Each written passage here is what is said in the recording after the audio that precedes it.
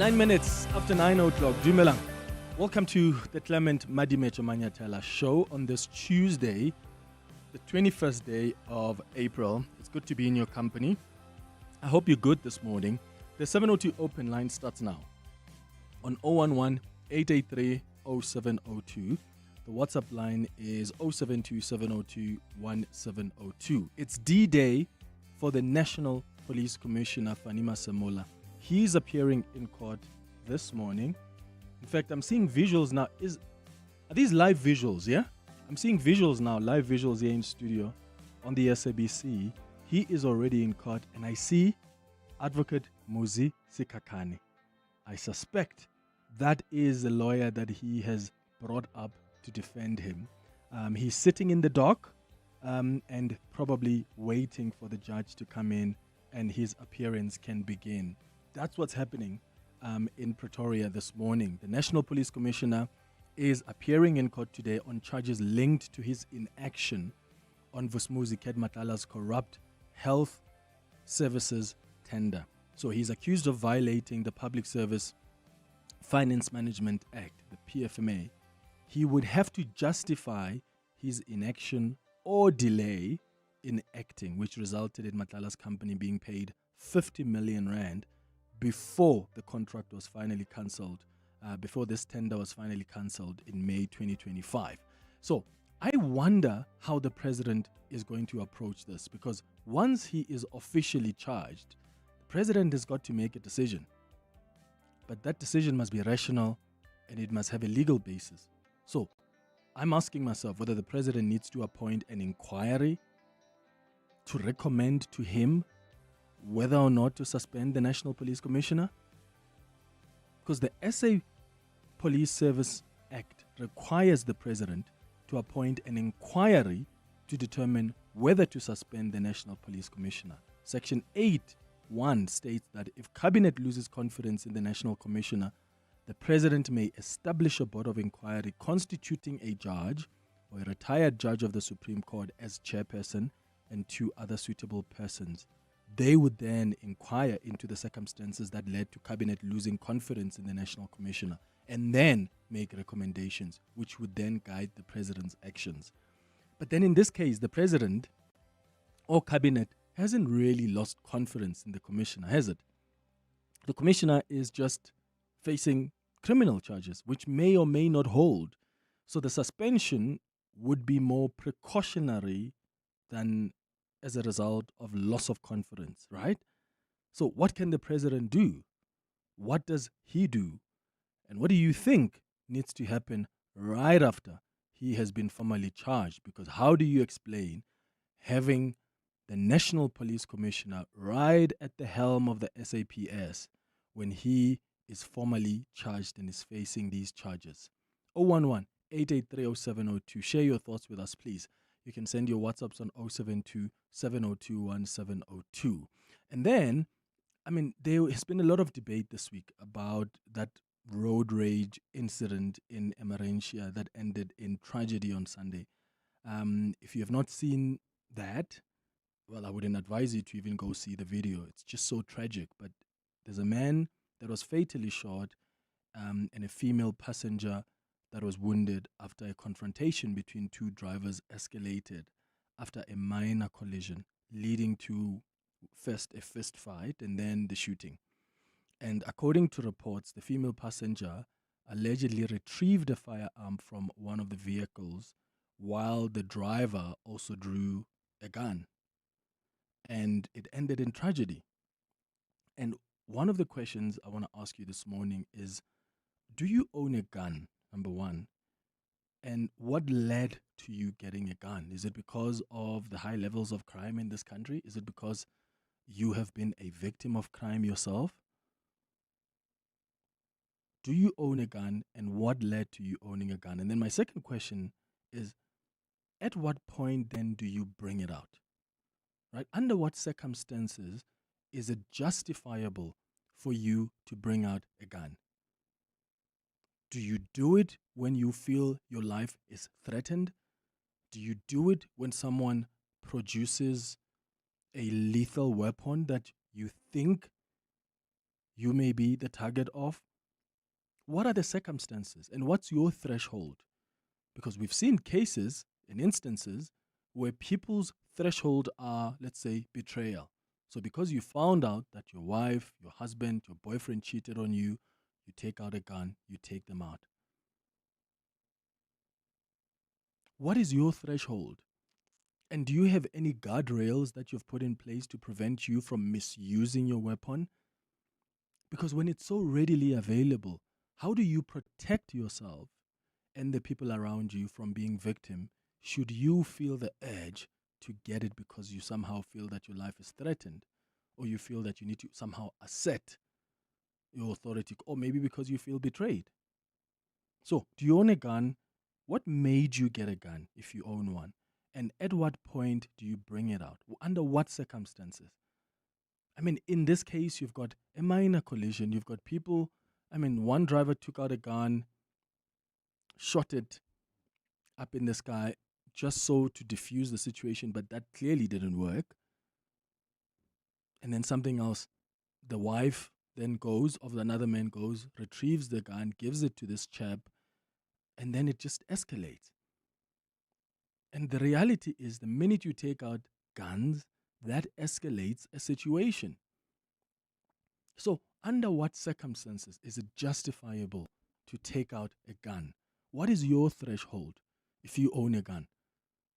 What is your threshold? What are the guardrails that you've put in place? Because we are all reasonable people until we're not. You probably think you would never find yourself in a situation where you get so upset or so betrayed or so sad that you feel the need to take out a gun and target somebody else. You may not think so in the moment until that moment arrives. Hence, the question about the guardrails. Because some people make the gun so easily accessible. And that is what becomes an issue. When it's so easily accessible, because at a moment you feel threatened, even though your life is not necessarily threatened, but maybe you're having a fist fight with someone and you feel, for me to overpower them, let me take out a gun. Or maybe you're having an argument with someone in your household and you think maybe for you to assert yourself and be firm and defend yourself is to take out a gun. Let me know on 011-883-0702. At 10 o'clock, we were supposed to be in conversation with the suspended Mpumalanga Police Commissioner, Lieutenant General Daphne Manamela. As I walked into studio now at 9, I get a message that she will not be able to join us because she's sick. She says that she is not feeling well. So I'm actually just reading the message that she had sent. She's not feeling well this morning, so she's asking that we postpone this conversation. So we'll find another date for her to come in. But she called the producer just before 9 o'clock now and also sent me a message explaining why she's unable to join us. But she's that suspended police commissioner that made several allegations against her colleagues and more specifically her boss, the National Police Commissioner, Manamela. She held a briefing this past Sunday, and she faces accusations herself of maladministration, of fraud, and even insulting her subordinates. So I was looking forward to that conversation because I think there's a lot to chat to her about. So hopefully we can have her on another day. But at 11 o'clock, we're going to do our World of Work feature. And today we'll be talking about employees who do the bare minimum in the workplace. You know them. You are probably one of them. You probably manage some of them. We all know at least one person like this, right? That one person who does just a hair less than required, who groans at the smallest request. They show up, they log on, they do exactly what the job description says, not anything more. They don't even volunteer for projects. They dodge extra meetings and they leave on the dot every single day. And that's them meeting the bare minimum of requirements. So we're going to talk about that at 11 o'clock. And then 11:30, we do our health and wellness feature. Today, we're discussing adult acne. And I know acne is often dismissed as something we leave behind in our teenage years. But for many adults, that's far from reality. More and more people are actually dealing with persistent breakouts well into their 20s, their 30s, and even their 40s, and it can be both confusing and frustrating. So we've got an expert who's going to help you deal with that and how to manage it. That's what's coming up on our health and wellness feature at 11:30. That's the show coming up over the next 3 hours. Clement Manyathela, streaming on the Prime Media Plus app. DSTV channel 856, 92.7 and 106 FM. Good morning, Clement Manyathela and 702 listeners. I do not own a gun. I do not have an intention of owning one, because I think once you have a gun, you are not only thinking you are protected, but you also putting yourself in harm's way, because you will be quick to react, and once you draw your gun or firearm, then the results are irreversible. Whatever you are going to do with it, then this one, you can only do it once, and then the consequences will be for the rest of your life. Whether you take it out and you point at someone, that's already a very serious case, and if you take it out and use it, also that is going to be a very long-term consequences that will remain with you. Thank you. Hi, Clement. Lavoya from Rudiport. The Amarantia story is the most heartbreaking and haunting story for me. I actually wanted a gun, and I didn't get the licensing and all of that primarily because I actually was getting it for the wrong reasons. I lost a family member and I was very angry. Very angry because they were murdered. So I didn't get one because I knew that my threshold was very, very, very low. I was just waiting for anyone to start me so I can just use it. So it is a really sad story. And thank you for being honest enough about even your threshold, because I think a lot of us want to pretend like, oh no, it will only be used under extreme circumstances, but you know how stable or unstable you are when you are upset. You know how irrational you can get when something has really gotten you hot under the collar. We all have those moments. We have moments of weakness, and that's why I'm asking what your threshold is. And if you know that your threshold is not that high, so when there's conflict, whether your life is threatened or not, the minute you feel attacked, whether verbally or not, for you, that would be your threshold that then justify your usage of that firearm, then are you the right person to own it? Or maybe you do own it, but you put in guardrails to ensure that you don't end up using it wrongly, where you're going to hurt other people, but also end up affecting your own life, because you could end up in jail. 011-883-0702. Nati, you calling us from Soweto. What are your thoughts? Good morning. Good Clement morning. How are you, listeners? I'm good, brother. Go ahead. Thank you. Speaking tonight here. When I put Clement, there's the one thing that I noticed with the firearms department in our country. Everyone and anyone has. Now it surprises you that this person is guarded. You see, this person is not a well-behaved person, but you only to find that you are told that this person has got a licensed firearm. Mind, they don't do rigorous testings. Many people have made mistakes who've been approved of owning firearms. They say they've got licensed firearms, but you saw this person, they display firearms, they don't. The firearm, you can see what is exposed, the firearm, all these things. You can see that person is not fit enough to own a firearm. I've owned a firearm before I could have a driver's license. I started with a firearm license. I've been involved in fist fights, but I've never resorted to a firearm. And a lot of people don't know that I do own a gun or maybe guns, because I know how to behave with guns. I think they need to do a review check on a lot of people. You've got a lot of people who are armed. Some are disarmed. Some the guns go to the wrong hands. Some people who are approved to have firearms are in the wrong hands, and they end up making even the police themselves. I can tell you about the police. The police don't know. They're not fit enough. They're not competent Sometimes I've been stopped by the police. I can tell that that's not how you handle a firearm. Even if the police will tell him the gun is loaded, to make the gun safe is unable. Some of our police are incompetent when it comes to firearms. Yeah. Have you used it before, Nati? The system, Clement? Have you used it before? Only in shooting ranges. Oh, I've never used it on anyone in shooting ranges. Oh, yes. okay. No, got you. Not on anyone. Yeah, all right, got you. Nati in Soweto, thank you so much for sharing your experience with us around firearms. Hoverson in Pretoria, I'll start with you after the break. It's 24 after 9. Africa Milani, Weekday mornings. 4 to 6. The ceasefire with Iran will end tomorrow evening, Washington time, saying it's highly unlikely that it would extend it if a deal is not reached before then. And at the moment, we know that Vice President J.D. Vance and top U.S. officials, they're departing for Islamabad in Pakistan. We're not sure whether Iran is going to come to the party, though. Definitely not sure, especially since the Iranians have said they're not unless the blockade of the ports and shipping is lifted. Do you detect a slight note of panic in the Trump announcements? I do. Africa Milani. 4 to 6 on 702.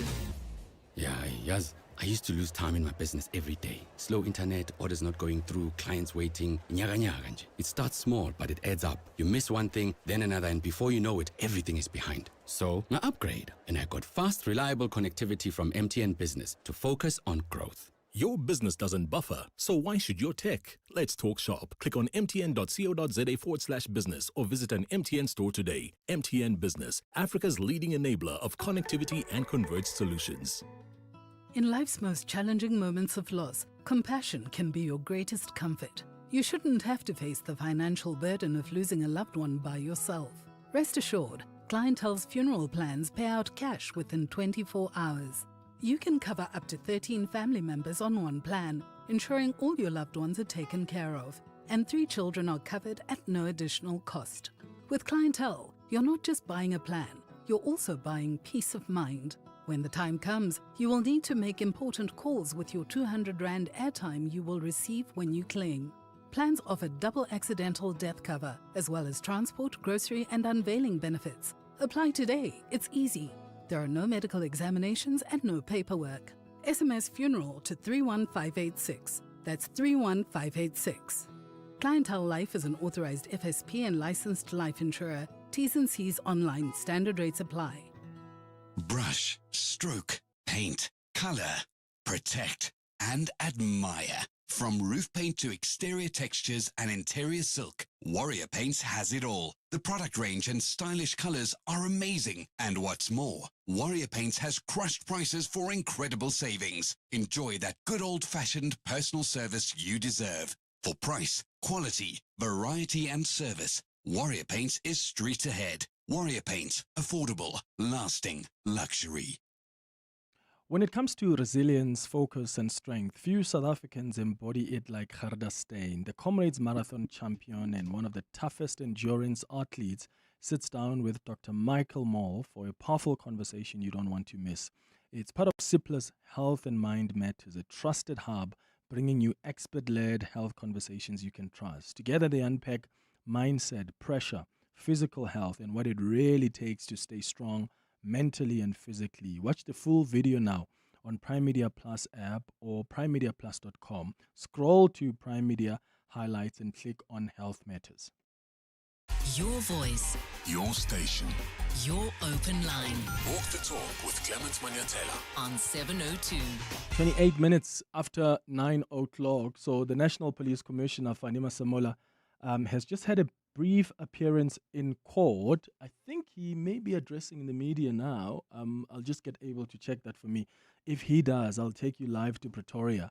But my understanding so far is that the matter has now been postponed to the 13th of May because the state has asked that they want to amend the charge sheet because it seems they want the National Police Commissioner to join the other accused. Remember, there were those 12 police officers who were arrested in connection with this 360 million rand tender that was awarded to Ket Matlala. So it seems they want him to join the 12 senior officers that were arrested and appeared in court. And it looks like he would have to come back on the 13th of May, just waiting to see what the final decision is there. But he's still there in court. He's not yet speaking to the media, but I'm sure his spokesperson, Atlenda Mati, whom I see is standing next to, will be able to advise later what's been decided. Hoverson, let's come to you in the meantime. You're calling us from Pretoria. What do you want to say about the National Police Commissioner?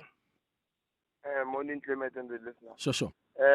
Mr. Clement, I think, first things first, I think now it's high time that the president must act according to the law, because it's been a long time. I think if the commissioner is found guilty, the president must just suspend him with immediate effect. I think that's what he has to do. They must go by the book, because we have laws in South Africa, so they must be implemented. And then he also has to be given a chance now as he's going court and everything. And then if he's found guilty, I think the law must take its course and the president must act upon it. And then the other issue about the gun, I think owning a gun, you just have to have discipline. I just think that having a gun, you have to have discipline. I've been owning one also from 2013, if I'm not mistaken. I don't take it out with me in a car or anything. It's just sitting there at home. It's only going to be used if someone comes to break in my house, and maybe he finds me there. Then I will take it and then defend myself. But otherwise, I don't go with it in the groove. I don't go with it anywhere because of. I've seen something else. It's like having a gun. When you take out the gun and go with it in the groove or maybe shopping center and everything, I think it attracts a negative energy. I can challenge anyone that said owning a gun now to say they must take a gun out for a month and then the gun home and go out for a month. You will see the lifestyle won't be the same. A person who's having a gun, they normally use force. Whenever you talk to them, they don't think before they talk because they know that they have something in the car. If maybe you want to, they will just go in the car. They are lethal. So I can challenge anyone now.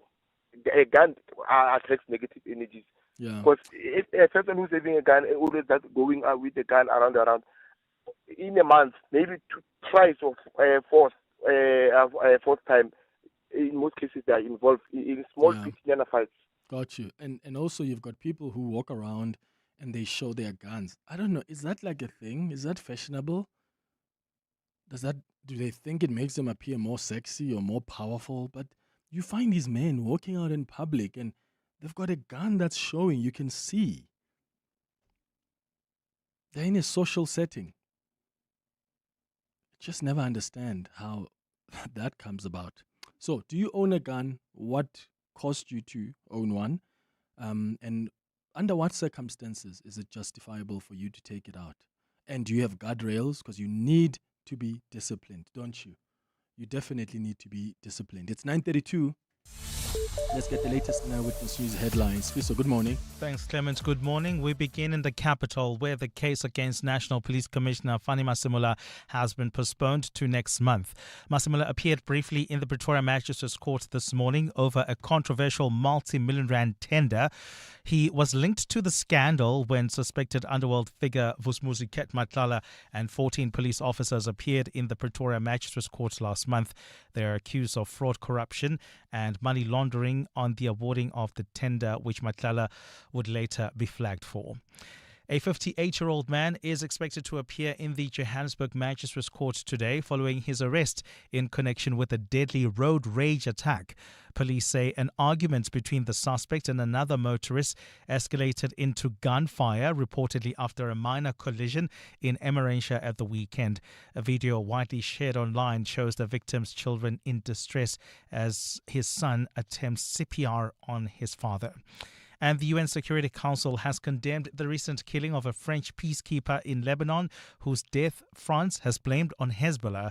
The Frenchman was killed and 3 others wounded when their unit was ambushed on Saturday as it headed to a UN interim force in Lebanon outpost cut off from the fighting between Hezbollah and Israel. A statement from the Security Council has also reaffirmed its full support for UNIFIL. And those are the headlines. This EWN and more at 10 or as it happens. EWN Traffic. Well, traveling on the Mike 1 North, we've got an accident right near the Crown interchange. Delays coming out of Boyson's Road. Please be on the lookout there. There's also queuing traffic on the N3 North between the Van Buren Road exit and the Kirulis interchange due to roadworks. While heading towards Melrose, do expect delays on the M1 South between the Marlborough Drive exit and Corlett Drive. There's also queuing traffic reported in the city of Tshwane along the N1 North between John Foster Drive and Rigel Avenue due to roadworks. Please be on the lookout there. More updates coming up. Stay tuned.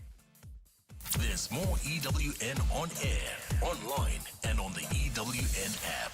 702 afternoons. With Relebohile Maboja, 1 to 3 p.m. What do you tell a child? When do you tell them? And let's assume, like I say, that person opted to not be in the child's life. I think it is important to be able to explain it to them at a developmentally appropriate level. And often it is helpful to broach those subjects before they ask, because by the time that they get to a point or position where they actually come out and ask and compare themselves to their peers or neighbors or whatever, it becomes a lot more difficult to try and explain and take them out of the confusion that they feel. So I think it would be important to explain to them before it gets to a point where they are curious and ask about them. Charity Mkone, a clinical psychologist.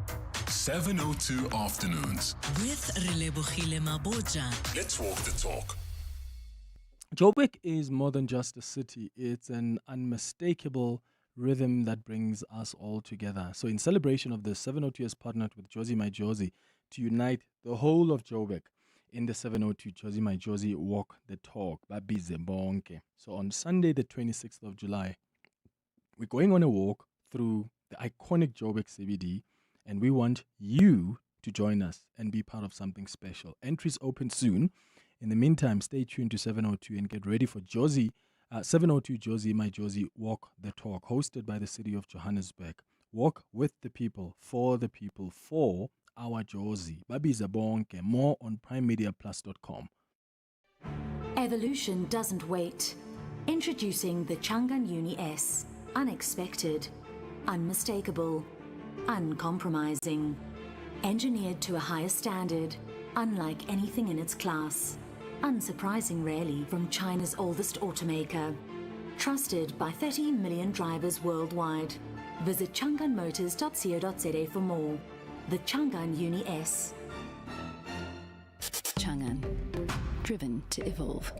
Calling all wedding planners and venues, restaurants, conference centers, and hotels. Do you need tables and chairs? Home in One has it all. Do you need cutlery, crockery, table linen, and restaurant equipment? Home in One has it all. Do you need tents, gazebos, or umbrellas? Home in One has it all. Affordable prices, the latest trends, with 2 branches in Pretoria and Johannesburg. Shop online at homein1.co.za because we're your #1 choice. Home in One has it all. The Money Show.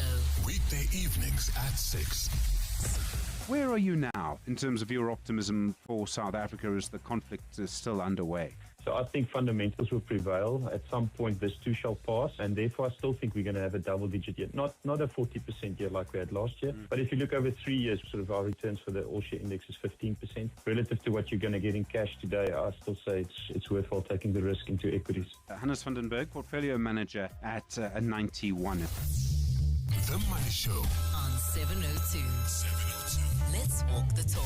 The Money Show, Stephen Crutches, is brought to you by ABSA Corporate Investment Banking. Success in trade comes from systems that move with speed, connect markets seamlessly, and unlock growth that works across borders. That's why ABSA is a proud sponsor of Trade Tech Europe 2026. Engineered for how Africa trades. ABSA is a registered FSP. Your voice. Your station. Your open line. Walk the talk with Clement Manyathela. On 702. 22 minutes before 10 o'clock. This is the 702 open line. I'm taking your calls on 011-883-0702. WhatsApps on 072-702-1702. Just a quick update on the National Police Commissioner. He is done with his appearance. It was quite a brief appearance. Remember, he is appearing in court on charges of contravening the Public Finance Management Act. And the accusation is that he failed to act or delayed in acting to cancel the 360 million rand tender that was issued to Vusmuzi Ket Matlala. And as a result of that inaction or delay, 50 million rand was paid to Matlala's company before this contract was cancelled. So what happened in court this morning is that the state explained that they want to amend the charge sheet. So either that's probably because they want to add more charges, but they want to amend the charge sheet because they want him to join the other police officers that are accused. Remember, the other police officers who appeared in court, those top cops, was it 12 of them or so who appeared in court? And the National Police Commissioner was speaking just now, addressing the media, saying he believes he's innocent. He doesn't believe that this matter should be linked with that other matter. But all of that is going to be discussed on the 13th of May when he returns to the dock. So that's the latest coming out of Pretoria. But what we've been talking about on the open line this morning is the issue of gun control. Do you own a gun? And what made you own a gun? What are the guardrails? Because all of us are rational until we're not, until something tips you off and you get to a point where you're not thinking straight and you think the gun is the solution. So under what circumstances is it even justifiable for you to bring it out? You saw what happened on Sunday in Emmarentia, that shooting that in fact, it's a road rage that ended in tragedy when a man fatally shot another man, and there was a female passenger who was wounded as well. And this was because of a minor collision. So when you have a gun, of course you're going to think that's what you should get to. It's in your vehicle. It's ready to be used. And you feel disrespected by someone on the road. Are those justifiable circumstances? Lehlohonolo, you're calling us from Reimsach. Good morning.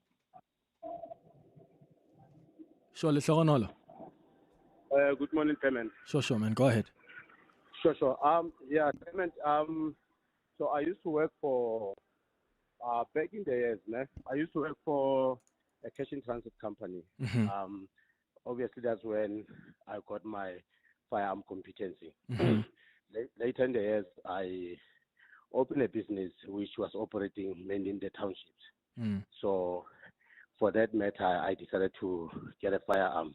And my reason was business. I wanted to protect the business. But I can tell you, Clement, owning a firearm, it comes with huge responsibilities.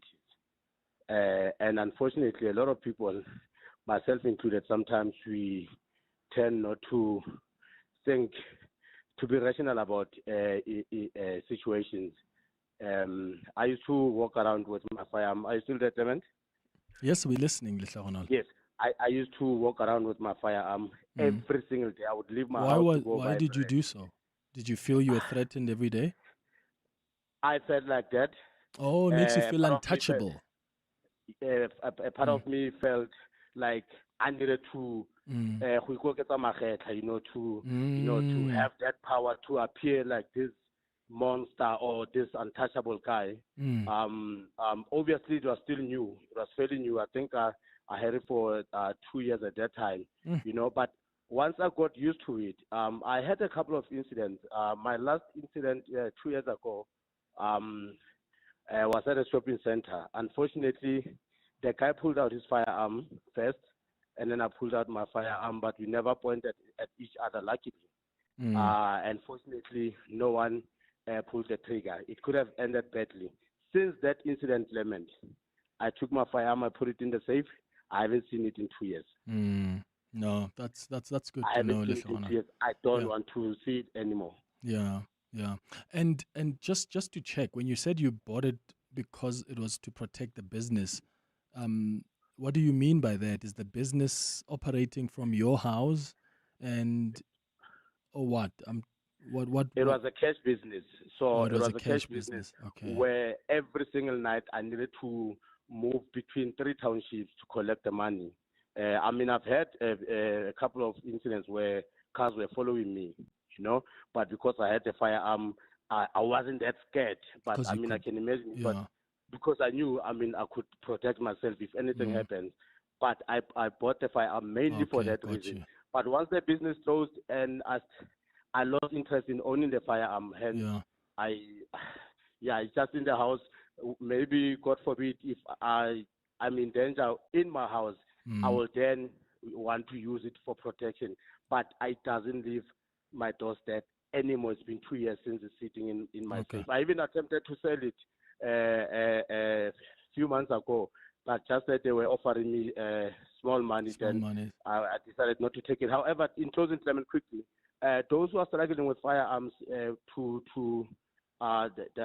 they have anger issues or they feel like they're not competent enough anymore to handle the firearm, you can go to a gun shop. You go to a gun shop, you can pay a certain amount of money monthly, about 150 or 120, and then they put it safe for you there.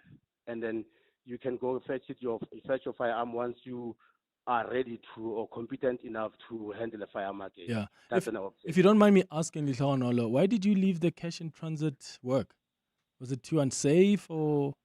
It was way too unsafe. It was way too unsafe. I had to jump into sales, which is what I'm doing now. But it was way too unsafe. But back then we didn't have social media wasn't that strong, so we didn't see all these clips that are circulating every day. But it was very deep. I've had 2-3 robberies that I was involved in. Luckily, I survived those. And the last time I left was I had to. So I was supposed to go to Cresta to take a crew of Cresta, but then I swapped with a team member who went to Lenasia.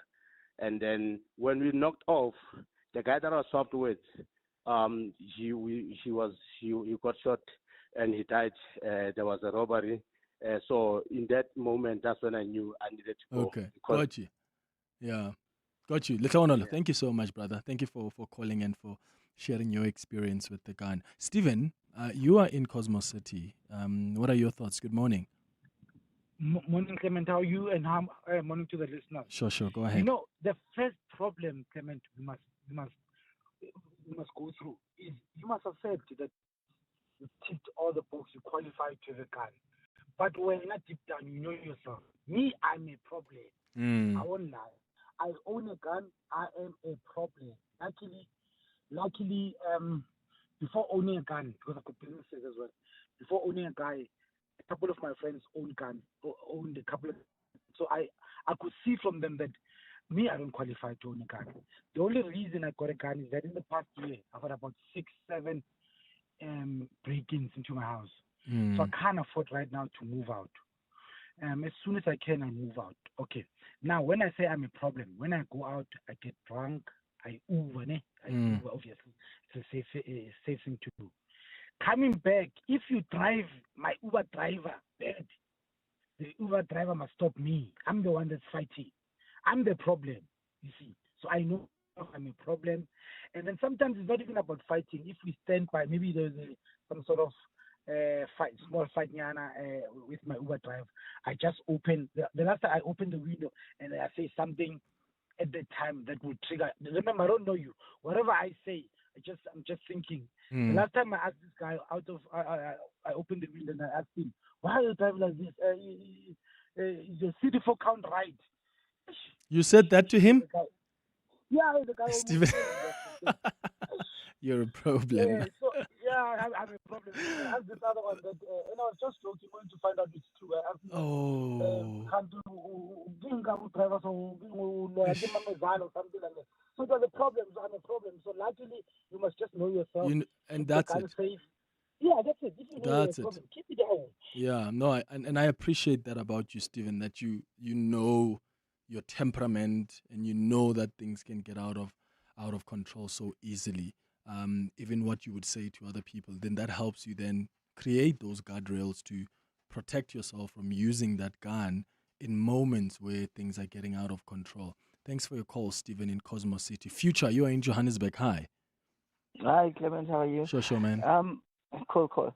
I must say, Stephen just said a whole lot of things that I agree with. I think I'm also a gun owner, and I must say that I am pro-gun.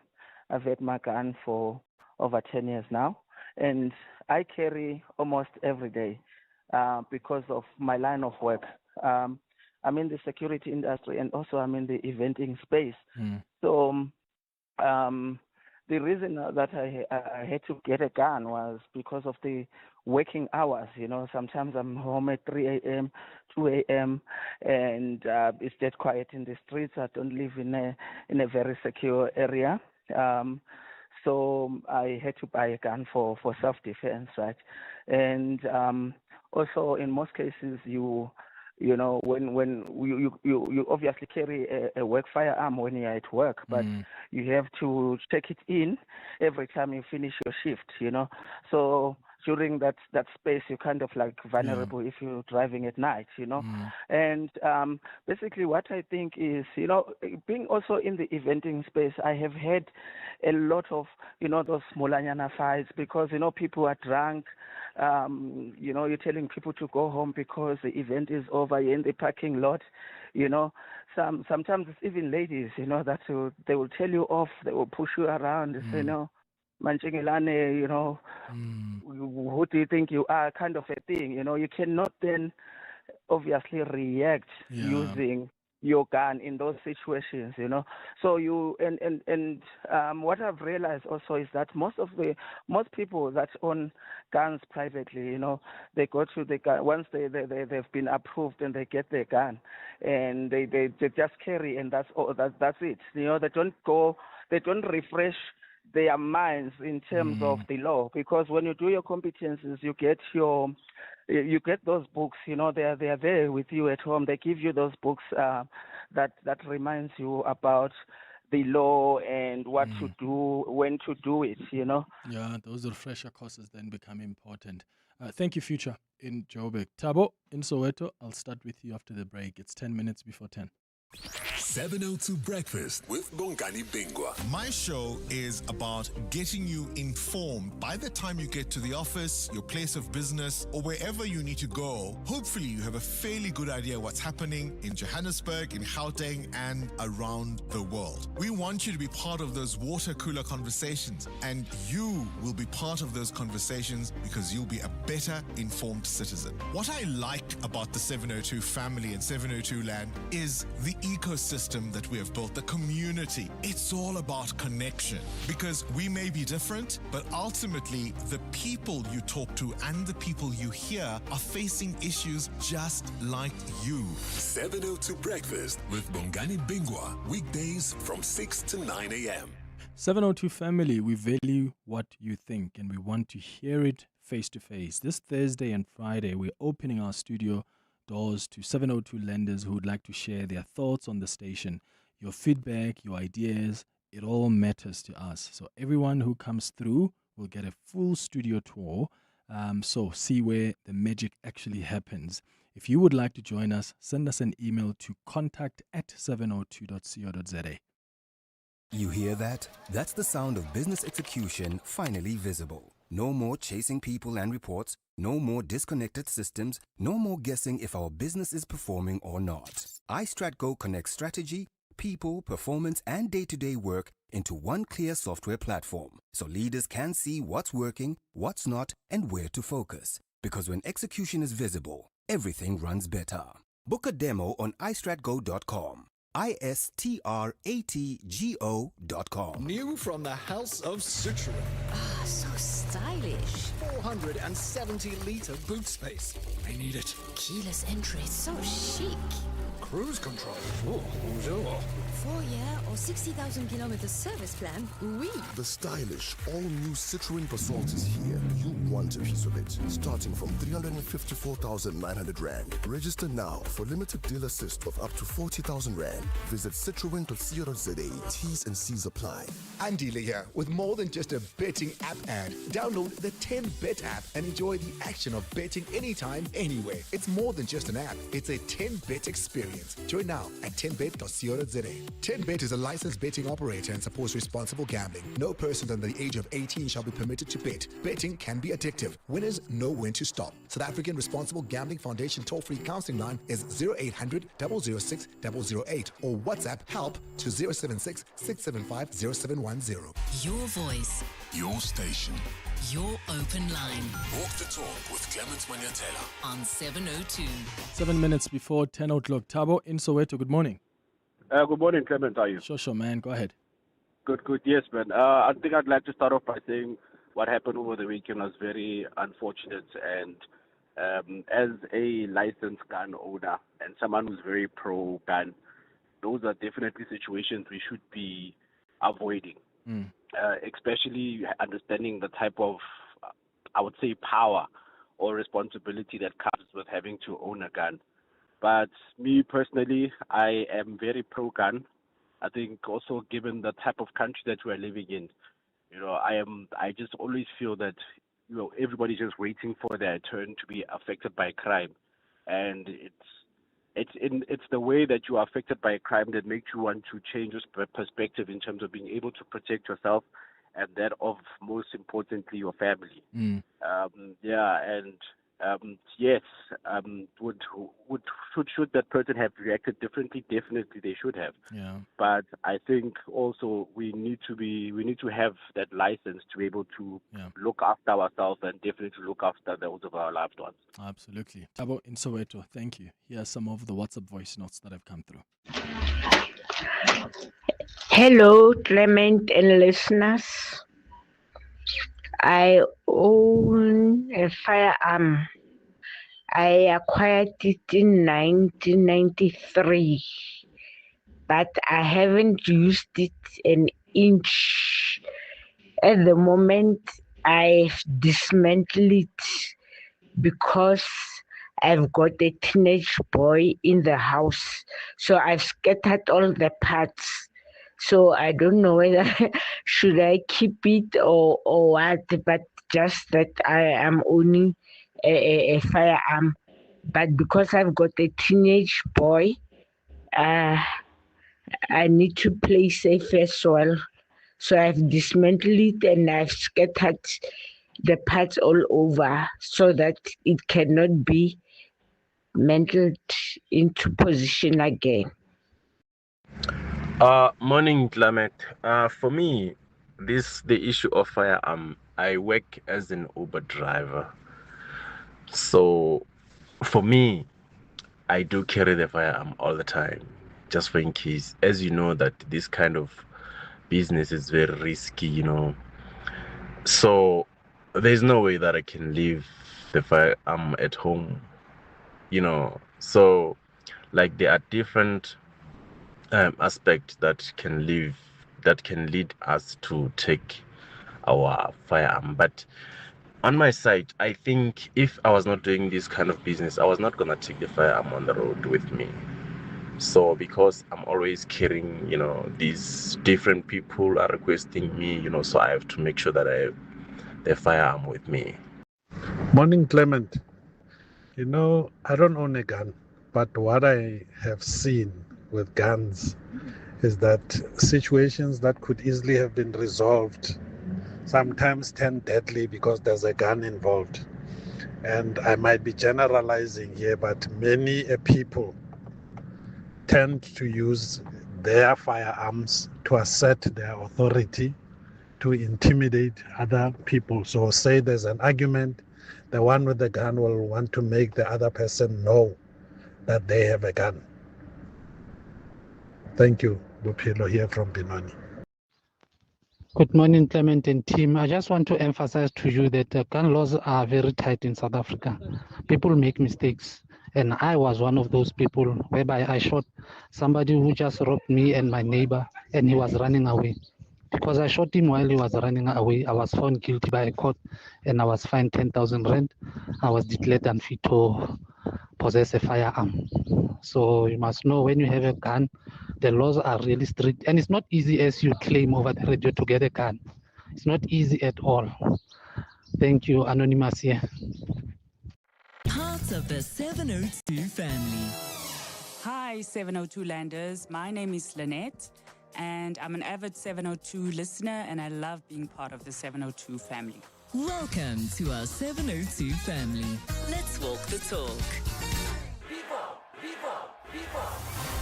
The Volkswagen Vivo is South Africa's favorite car. Let's cross live to Johnny at Barron's VW. Bill, the energy is unbelievable. Barron's is selling Vivos for just $2,999 per month. Sir, what's going on here? Everyone's just going crazy for this deal. $2,999? That's incredible. No wonder the country loves the Vivo. Vivo Barron's Vivo. Available while stocks last at Barron's Woodmead and Barron's Broomer today. Barron's, the Volkswagen people. Attention all shoppers. Our supermarket shelves are full of unhealthy food. It's often hard for me to know which foods are good for my family. The information on packaged food is complicated and hard to understand. I wish we had easy-to-understand warning labels on foods high in salt, sugar, and saturated fat. We have the right to know what's in our food. Support front-of-package warning labels on unhealthy packaged foods. Sign the petition on healer.org. That's HEALA.org. Welcome to Nando's Taste-Demonials. Real reviews by real people. Today's testimonial comes from Jeff in Kempton Park. Now, Jeff seems to be a man of very few words. We've asked him to use his few words to tell us what he thinks of our flame-grilled peri-peri full chicken with any two sharing sides for $2.83. Jeff? Nice. Well, there you have it. When the meal is such a mouthful, you really only need a few words, I guess. Nando's. Oh, what a place. Clement is on X. At The Real Clement M. It's 10 o'clock. This is EWN. Good morning, I'm Sfiso Zulu. The case against National Police Commissioner Fani Masemola has been postponed to next month. Masemola made a brief appearance in the Pretoria Magistrates Court this morning, facing charges linked to a multi-million rand Medicare 24 tender. He joins alleged crime boss Vusmuzi Matlala and 12 police officers as accused in the matter related to the contravention of the Public Finance Management Act. Prosecutor Advocate Santos Manilal addressed the court on the charges this morning. Your Worship, Mr. Masemola's attendance this morning is by way of a summons because of the nature of the charges that he is faced with, being 4 counts of the Public Finance Management Act. Your Worship, the investigation against Mr. Masemola is at an advanced stage, save for certain aspects of the financial investigation that has to be completed. Staying with the courts, a 58-year-old man is appearing in the Johannesburg Magistrates Court today following his arrest in connection with a deadly road rage attack. Police say an argument between the suspects and another motorist escalated into gunfire, reportedly after a minor collision in Emiratia at the weekend. A video widely shared online shows the victim's children in distress as his son attempts CPR on his father. The victim's wife was also shot and taken to hospital. Professor Nicola Taylor from the UK's Department of Psychology and People Management says road rage is often linked to personality factors. If you're prone to stress, anger, hostility, potentially your persistent negative thinking, you're more likely to experience more things as a threat to yourself. Anger is one of the most deeply encoded aspects that's in our nervous system. And the interesting thing about experiencing something like anger is that it doesn't touch your frontal lobe before it creates an action. And in the Western Cape, the defense of alleged underworld gang boss Nafees Modak has suffered a double blow in the Western Cape High Court. Modak, who is on trial with 14 co-accused, faces 122 charges for crimes related to allegedly operating a criminal enterprise. Defense witness Police Captain Alfred Barker and another dismissed warrant officer testified in court yesterday.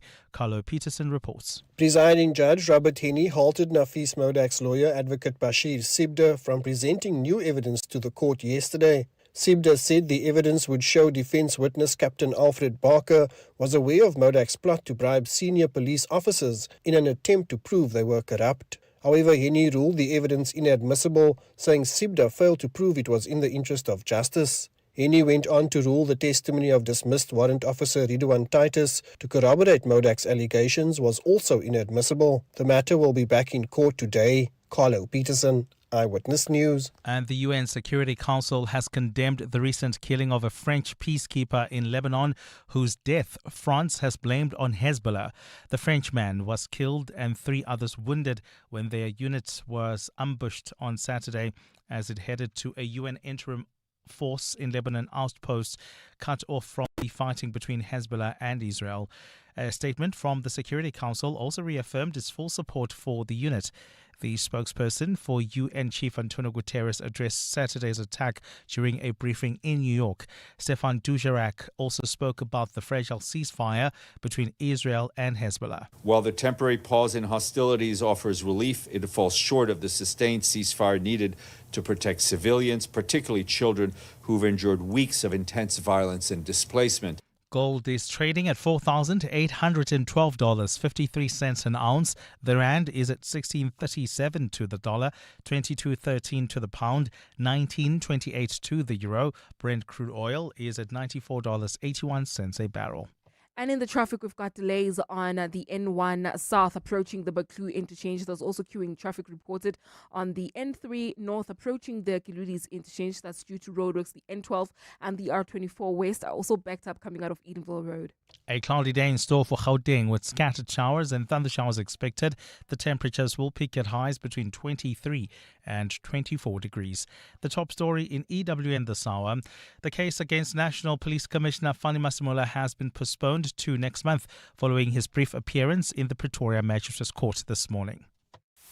EWN, in touch, in tune and independent.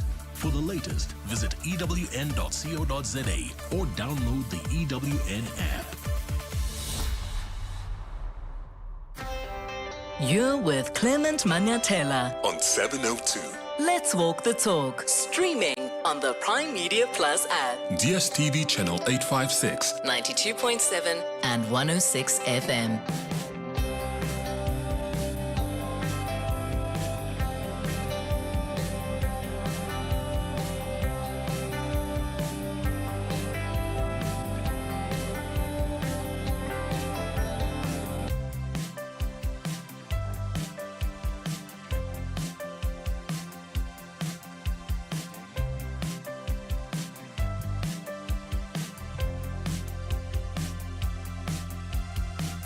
Six minutes after 10 o'clock, Dumelang, Sanbonani. Welcome to the second hour of the Clement Manyathela Show. Thanks for staying with us here on 702. So, we were supposed to have a conversation this hour with the suspended Mpumalanga Police Commissioner General Daphne Manamela, who addressed a press briefing on Sunday. It was confirmed until she called us just before 9 o'clock and told us she's sick. She woke up not feeling well, so she's asked that we postpone that interview. So we'll postpone that conversation. I'll tell you when we'll arrange it for. But that was meant to be our conversation this hour. So what we're going to do now, this gives us a great opportunity to take you live to the Madlanga Commission, because we've spoken on this show, even in fact broadly on the station, about Gareth Mnisi, the CFO, at the city of Tshwane. Remember, unexplained wealth. So many vehicles and properties he owns, and there are questions around whether or not he worked together with Sergeant Fanny Nkosi to sort of help manipulate tender processes. So far, they've been asking him about the work of the bid adjudication committee and how it approved certain tenders. Senior Counsel Chakalson has been pointing to him the irregularities in instances in how tenders were actually issued and how those 2 tenders that were sent by Sergeant Fanny Nkosi and how those tenders were received. So that is the conversation that's been taking place so far. So we're going to take you live to the Madlanga Commission so you can hear for yourself how Gareth Mnisi is explaining that relationship he had with Fanny Nkosi. But also, I hope at some point they're going to be asking him about this wealth that he has amassed, that he has not been able to explain. And yes, we care about it because he's a public official working for a city that seemingly has been talking to these guys that are so compromised as a CFO. So it matters. So how did he amass his wealth? And if he's got an explanation for it, that's fine. But I think South Africans would want to be satisfied that this is not the man who's been receiving some kind of kickbacks as a CFO, because that's a powerful position he holds. So let's hope that explanation is going to come through during the course of his testimony. So we take you now live to the Madlanga Commission to hear the testimony of the Tshwane CFO, Gareth Mnisi. That it was noted that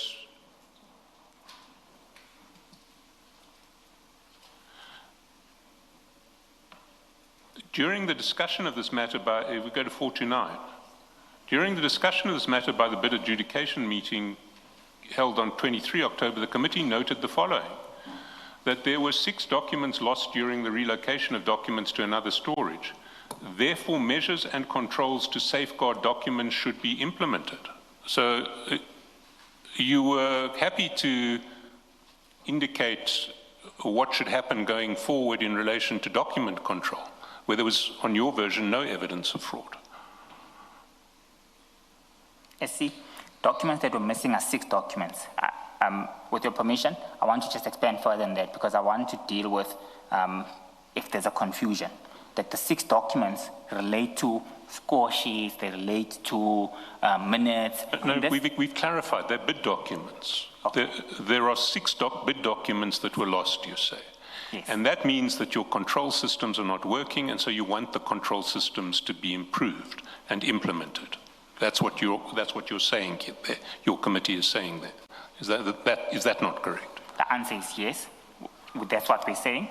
Me expanding, with your permission, Essie, is that further to that, right? These are additional findings that were not noted in the probity report. So we escalate the additional 3 matters that are discussed and are picked up. So we raise them in isolation. Within additional findings that we are raising as the BAC, we propose additional measures to safeguard the procurement process, in particular reference to this bid. We have to, when we're looking at the minutes of each bidders, look at them in line of the unique nature of that program and what was happening on that particular bid. I wouldn't want us to interrelate that to all other bids within the city, because the process this is not what happened in all other instances. So in this instance, the test of safeguarding documents was failed. So this finding was not raised. From probity, you can see that under the findings that were there. BAC picks this up. We then make a mitigation measure as well, which says you need to enhance and safeguard documents in the next process. So when it comes to losing bid documents, there are mitigation measures that you're happy to put in place or to decree? That's incorrect. We put mitigating measures everywhere. These mitigating measures were ones that were not identified. I'm trying to isolate the 2, that we identified this as BAC. It wasn't part of the probity exercise that was there.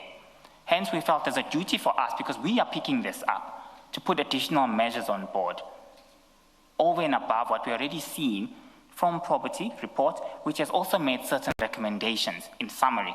And amongst those recommendations that they had made, cure the process, etc. But you didn't see fit to put in place mechanisms to investigate what appeared to be an out-and-out fraud in relation to this process, where a series of BEC members, on the facts that you accepted, made a recommendation the day before they purported to score the bidders. See, at that point in time, we confined ourselves to procurement-related matters. In hindsight, I'm agreeing that as a BAC, we should have considered that, and it's a matter that should have been raised. But at the point of adjudication, we performed our functions accordingly. We took into account the recommendations that were made by a probity team. We put systems to try and cure all the findings. There were findings that were uncurable, which then led to the cancellation. But in hindsight, I agree with you, possible further steps should have been taken. Can we look at what the BAC actually resolved on page 429?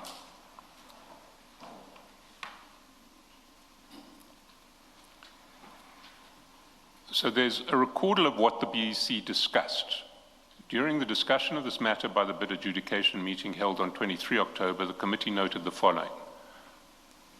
First bullet point, there were 6 documents lost during the relocation of documents to another storage. Therefore, measures and controls to safeguard documents should be implemented. We've dealt with that. Second bullet point, The material irregularities identified by probity were due to the pricing schedule, which was issued as an addendum. In regard to the interpretations of the addendum, it stipulated that the pricing schedule must be completed in full, no blank statements, no blank spaces. Third bullet point, the BEC interpretation is that the pricing schedule need not to have blank spaces. According to probity report, which its recommendations have changed the initial BEC recommendation, states that blank spaces must be completed with numerical figures. This resulted in potential selective evaluation of bidders and the potential unjustified disqualified bidders. That the material irregularity due to the interpretations of the specifications, particularly the pricing schedule, remains an issue that could not be cured. Therefore, the committee agreed to the following recommendations. So we see nothing in that narrative of what was discussed as to whether the meeting was held on the 28th and the scoring was done on the 29th. That's just not mentioned.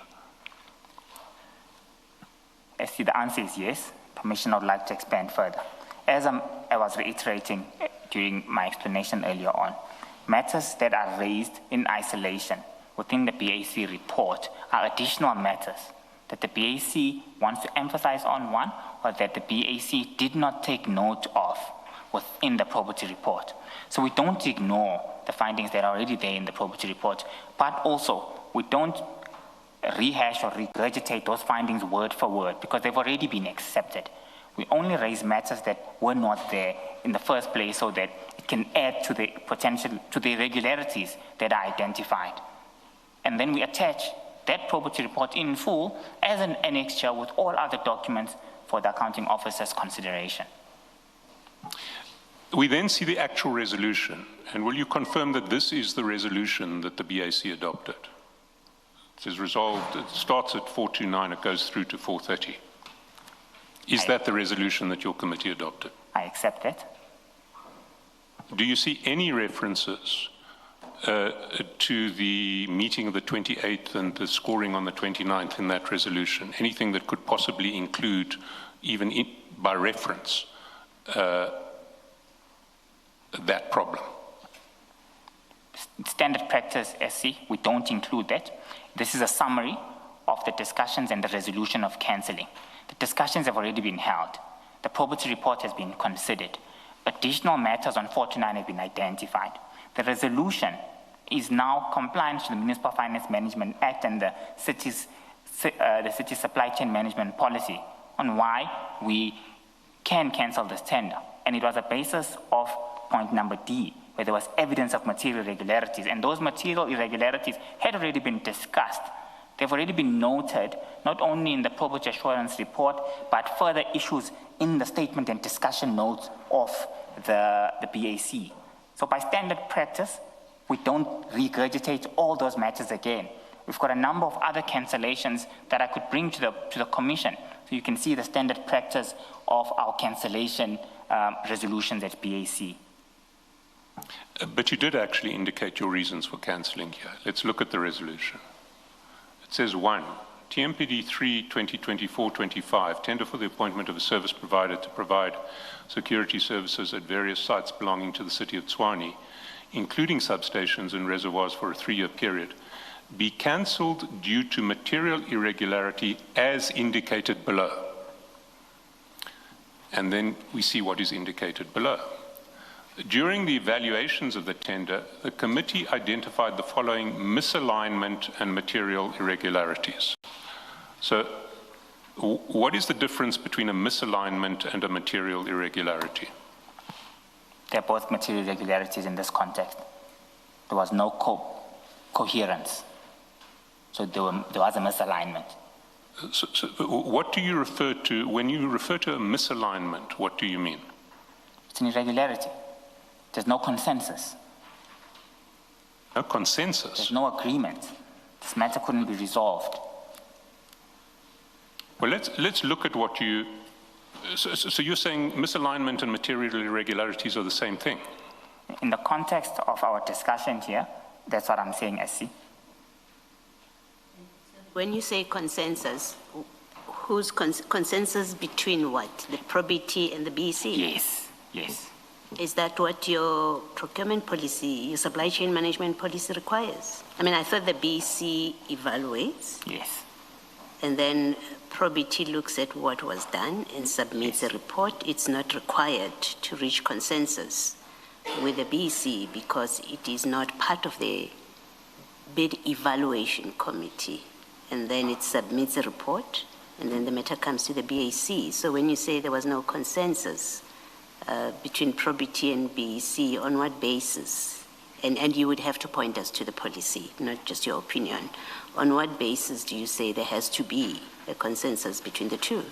Commissioner, maybe it's our discussion and how it's coming across in the Commission. The point I'm trying to raise is that when a poverty report has been prepared, finalized, signed off, before it's tabled to the BAC, that report is discussed with with the BEC. They put the findings. Poverty team comes, we put the 12 findings to you as the BEC. Do you have evidence to conclusively disagree with this, or do you accept these findings? In this instance, the findings were accepted, and that's what we're raising. And maybe the wording wasn't correct, but that's what we're indicating, that the findings stand, the findings were not cured, this 10 days irregular must be cancelled. Is your use of the word consensus, saying there was no consensus, a misnomer perhaps? Because I'm really questioning the principle of it, the principle that you're suggesting, in fact you say so in so many words, that your procurement process requires that there must be consensus between Probity and BEC, and absent that, at least insofar as I followed you, absent consensus, that could be a basis, or in fact is a basis, to cancel a tender. I have a problem with that as a matter of, maybe let me say even as a matter of law, but as a matter of supply chain management principles and policy. Commissioner, the process does not require that. Maybe it's a word I use. The SC was asking me about alignment, about material irregularities, in trying to explain that maybe that's not a suitable word, but that's not required in terms of the city supply chain management policy, and that's not what I meant.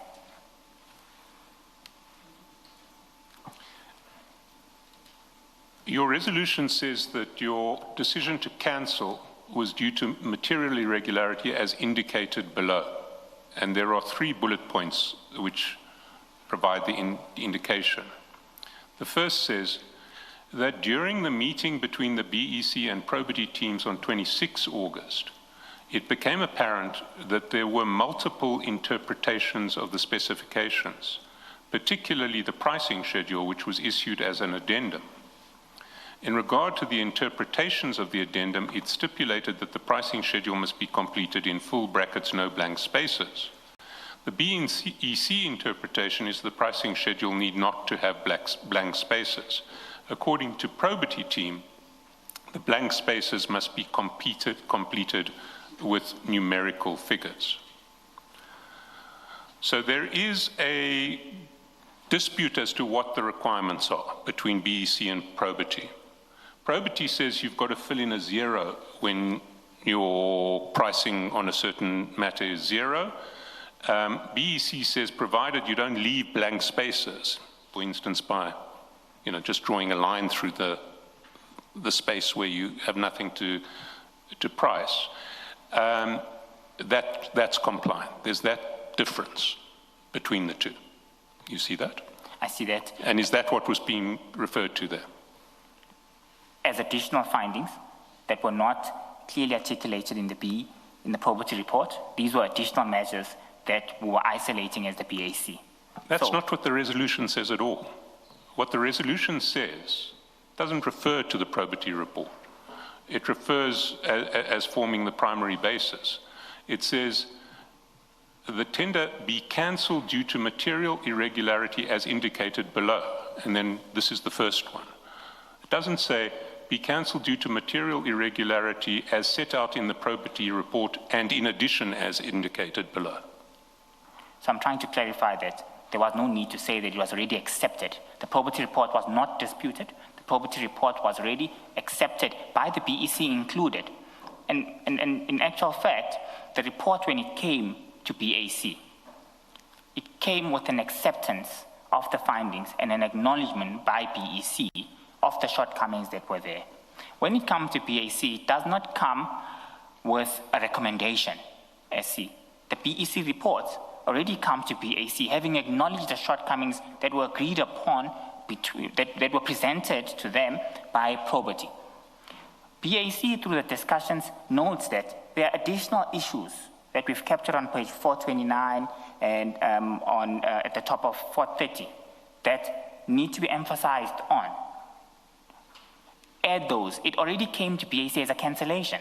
So BAC did not change the decision of BEC. It came to BAC, agreed that it must be cancelled because those matters can't be cured. That's not what your resolution says at all. Let's look at what your resolution says. We've dealt with the first material irregularity or alleged material irregularity identified in the resolution. Can I just look at this? Why was this an irreparable problem? One of the interpretations was going to be right, the other one was going to be wrong. Why couldn't the BAC take a decision on which the right one was and then act accordingly? We did take a decision, the right one was that of probity. Okay, and so then you can cure. You can disqualify the people who should have been disqualified according to probity, and you can mark the rest. However, there are two findings that were raised that are uncurable. It would be a fruitless exercise referring a team back to go and cure matters in isolation where other matters can't be cured. So even if BAC took a decision to refer this back, cure these irregularities, it would have came back and been cancelled in any case as a result of findings number 1 and 2. It would have been a time waster. Well, I'm confining myself to what the resolution actually says as opposed to what you'd like us to believe the resolution meant. The first reason for cancelling is a difference in interpretation between BEC and BAC, BEC and probity. You have confirmed that BAC accepted that probity was right. So, can you confirm that? I can confirm that. Now, if just looking at this in isolation, not looking at anything else, if probity was right, this was a curable problem, looking at it in isolation. You're nodding your head. Can I get confirmation that this is correct? No, I'm listening. Apologies. I think it's a bad habit that I have when I listen and nod my head. Apologies. So if probity was right and if BAC agreed that probity was right, this was a curable problem. You could disqualify the people who probity said should have been disqualified, and you could have marked the rest. The answer is yes. Can I please explain further? I'm taking them each in isolation. You can explain at the end. Please allow me to do that. I need to state this point. It's extremely important for me. So SC, when you are doing supply chain management processes, you can't look at matters in isolation of each other. So I just wanted to give that overview that indeed you are correct. This is a matter that could have been cured. However, procurement process is the entire picture. It's not certain aspects. That's why we have administrative, mandatory, and evaluation-related criteria. That if an individual is compliant in one aspect, we can't just look at that aspect in isolation of the entire picture. So with this instance, with all due respect, we had to look at the entire picture, and the entire picture included the uncurable matters as raised by probity team. Yeah, we'll get to the entire picture at the end. For now, I want to focus on each of the individual reasons given by the BAC in its resolution. We've dealt with the first one. You've accepted the first one was curable. Let's look at the second one. The specifications stipulate that some areas do not require armed guards, whereas the mandatory requirement dictate that bidders who do not submit firearm licenses as part of their bid would be disqualified. Therefore, it is disadvantaging those who do not have firearm licenses. So that was your second reason. Now, this is something that presumably should have been picked up in the bid specification committee a year previously. What's your comment on that? My comment on that, SE, is that I can't say it could have been picked up at that point because that BSC committee is made up of multitude of individuals, specialists as well, including TMPD. So I'm not aware of the reason behind them not including that at that point in time. However, I just want to add that whilst we're looking at these matters individually, I agree with you. However, these are not the only reasons that led to this cancellation. All right, so that's Gareth Mnisi, who is the CFO at the city of Tshwane. After the headlines, we'll take you back to the Madlanga Commission to continue with his testimony.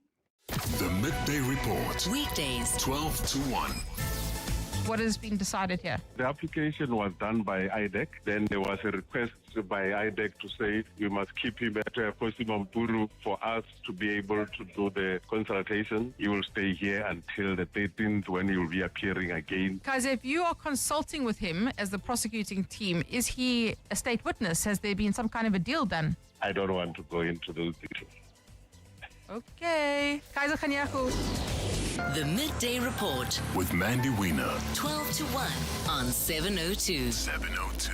We all know that hustle, trying and yet battling to reach the right customers. That's how a lot of businesses start. But your marketing budget can only take you so far. With MTN Business, you don't have to rely on just one channel anymore. You can reach your customers wherever they are through WhatsApp marketing, bulk SMSs, and digital tools. So instead of battling, reach the right customers with MTN digital tools. Let's talk shop. Click on mtn.co.za/business or visit an MTN store today. MTN Business, Africa's leading enabler of connectivity and converged solutions. Running a truck fleet business in this economy is tough. Fuel, maintenance, staff, the costs never stop. That's why I switched to My Way Business Insurance. Now I save up to 20% on my insurance premiums every month. These savings go a long way to keeping my fleet on the move. Switch to My Way Business Insurance and save up to 20% on your trucks and buses. Real businesses, real savings. Call us on 0860 646464 for a quote today. My Way is a licensed non-life insurer and FSP. Standard rates and T's and C's apply. The Audi Open House sales event is here. The Audi Q3 is yours from 10,799 per month, rate below prime, and a guaranteed buyback. This offer ends 30 April. Plus, when you come in for a test drive, you can stand a chance to win an exclusive Audi Formula One experience. The Audi Open House sales event, now on at Audi dealerships nationwide. Terms and conditions apply. Visit audi.co.za for more. Gauteng is currently experiencing high water consumption. To avoid water interruptions, residents are urged to use water sparingly to allow equitable supply. Act now, save water. Every drop counts. This message is brought to you by the Department of Water and Sanitation, Rand Water, Gauteng Provincial Government, City of Johannesburg, City of Tshwane, and City of Ekurhuleni. 10:31, Sfiso Zulu has the latest in Eyewitness News headlines. Good morning. Thanks, Clement. Good morning. National Police Commissioner Manamela has professed his innocence after appearing in the Pretoria Magistrates Court. The country's top cop has been charged in connection with the irregular awarding of a multi-million rand Medicare 24 tender. This is the same tender that suspected crime boss Clement Manyathela and 12 police officers face corruption charges for. The DA has announced the next 11 mayoral candidates who will contest the upcoming local government elections in the Western Cape. It includes the key municipalities of Pieto, Drakenstein, George and Stellenbosch. Today, DA leader and Cape Town Mayor Jordan Hill-Lewis says he expects the candidates to demonstrate that they are a cut above the rest and to prove that the DA governs for all. And nearly 490 alleged members of a powerful gang have gone on trial in El Salvador. The Central American nation is conducting mass trials of thousands of suspected gang members, many of whom have spent years in prison without charge. The Attorney General's office says the suspected MS-13 members are on trial for 47,000 crimes committed between 2012 and 2022, including 29,000 homicides. And those are the headlines. This EWN and more at 11 or as it happens. EWN Traffic. While traveling on the M2 West, we've got delays towards Amalgam between the Crown Interchange and Main Reef Road. There's also queuing traffic on the N3 North. This is between Van Buren Road and the Kilulis Interchange. Roadworks are causing these delays. Please be on the lookout there and drive with care. In four-ways, queuing traffic along Winnie Mandela Drive. That's on both sides of the roads between Leslie Avenue and Witkoppen Road. We do know that traffic lights are out of order along Winnie Mandela Drive at Leslie, so please be on the lookout there.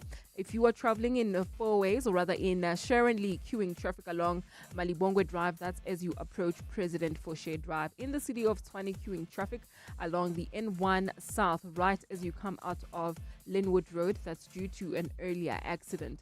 And traffic lights are still out of order in Centurion at Old Johannesburg Road and Brackfontein Road. They're also out of order in Sandton at Rivonia Road and Fredman Drive. Please approach with care. More updates at the top of the hour. Stay tuned. There's more EWN on air, online, and on the EWN app. You're with Clement Manyathela. 702. 10:33. So we have been listening to the testimony of Gareth Mnisi, who is the CFO at the city of Tshwane.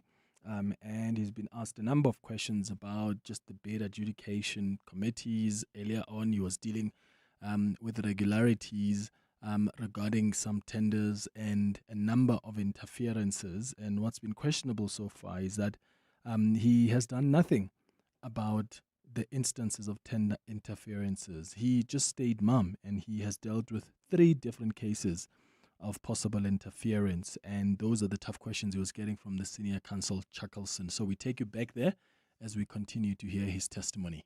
And would not require firearms. Why is that a contradiction? A contradiction came in the form within those discussions that you now need to be clear which of those sites wouldn't require firearms.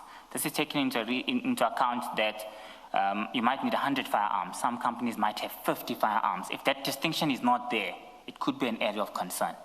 So the distinction in terms of the mandatory requirement, there needed to be a split. In terms of the areas which would require firearms and the areas which would not require firearms, then it will be easy for the bid evaluation committee to look at a bidder's submission and say, you have submitted a document with 100 firearm licenses.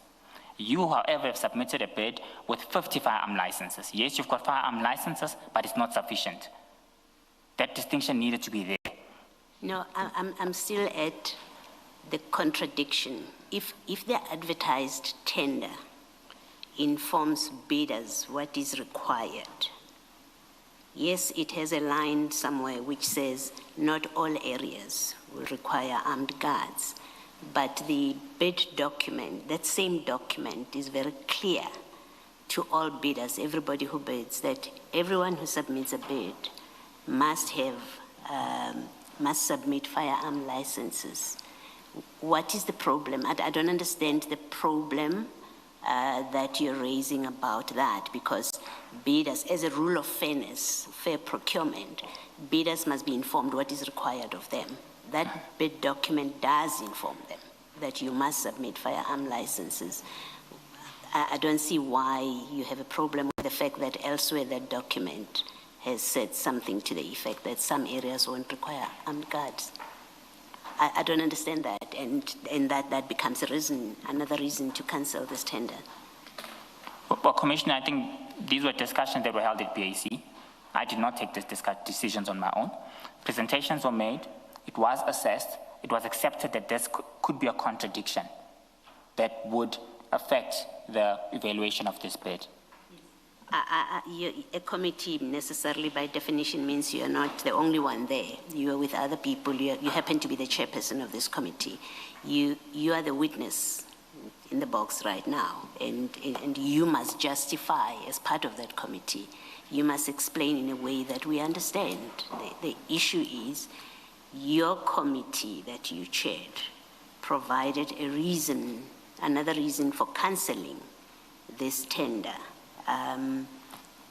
And I guess maybe to put it positively is I don't see and I don't agree that that was a valid reason to offer as one of the reasons to cancel the tender, because the bid document has informed bidders what is required of them, and that's a basis on which we evaluate a bid. as the BAC. So I guess what I'm saying, what I'm putting to you is, I don't accept the reason that you are offering why that bid was cancelled.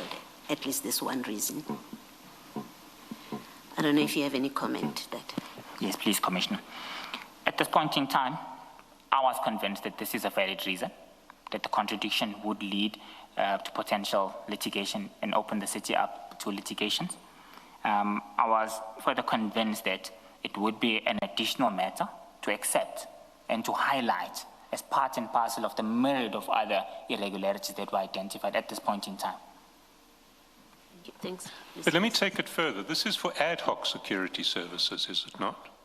You're going to appoint a panel, and then you can call on them to perform security services as and when needed at various properties of the city. As far as I'm concerned, this is for watchman services. It's an ad hoc security service. My answer is, as far as I'm concerned, this is watchman services. TMPD chooses whether they would like to use this for ad hoc security services or advertise another tender for ad hoc security services. But the content of this tender was for watchman services and replacing the existing tender that was there. Not specifically for ad hoc. It was to guard all city sites. All city sites. So what happens then to the ad hoc needs that are that are no longer going to be capable of being addressed in the 2016-2017 tender, under the 2016-17 tender, because that tender will have run its course? Ideally speaking, if those ad hoc areas, okay, firstly, SC, risk assessments are done by TMPD and the relevant user department, which identifies the need to add an additional site for security-related services.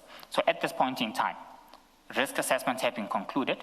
All sites that are deemed important have been included on this. If there were ad hoc sites from the previous tender, I would presume that within this tender, that assessment, if it's still valid, they'll be included on this now, so that you stop a process of saying, we'll now add this later on. They should have been included on this. This will be to guard all city sites. And if in the near future, if this tender was successful, another site which wasn't included as part of this bid is identified, TMPD and the relevant user department have discretion to conduct their own risk assessment and decide whether it is a valid point to have another ad hoc service on that point. But for this tender, all key and essential sites would have been taken into account. Even so, why is it an irregularity to say some of our sites are going to need armed guards, some are not?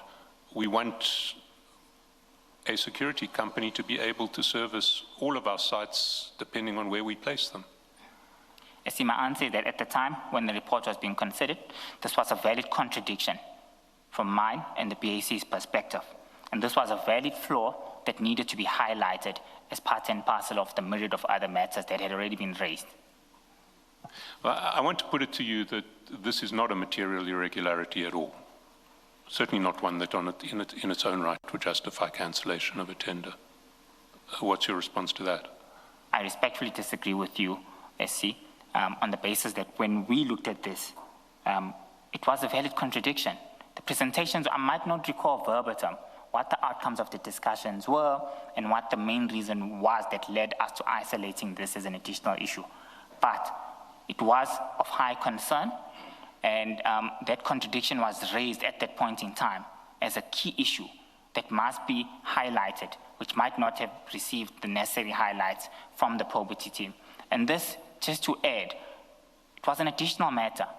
There were more than 12 other findings that had already been raised by the probity team. Amongst those, there were essential matters that couldn't be cured. So this is now raising every single issue that's there. This is another issue. We have to raise this thing accordingly. This is why I'm saying that some instances were also taken to court for cancelling tenders. So we need to ensure that we have covered all angles and all loopholes that have been identified. So you throw in every single additional issue that you think is a reason that's valid to justify this cancellation. You keep on speaking about additional reasons, but if one looks at the resolution, which is the decision of the committee, these are the only reasons given. SC, I did respond to that matter, that the probity report has already, BAC has already discussed all findings that were there. As standard, we don't regurgitate and repeat all those findings again onto this report. The BAC report is just a summary of the discussions that were raised. The attachments, which include the detailed BEC report as well as the actual probity report, are part and parcel of the entire pack. So this doesn't mean they're disregarded.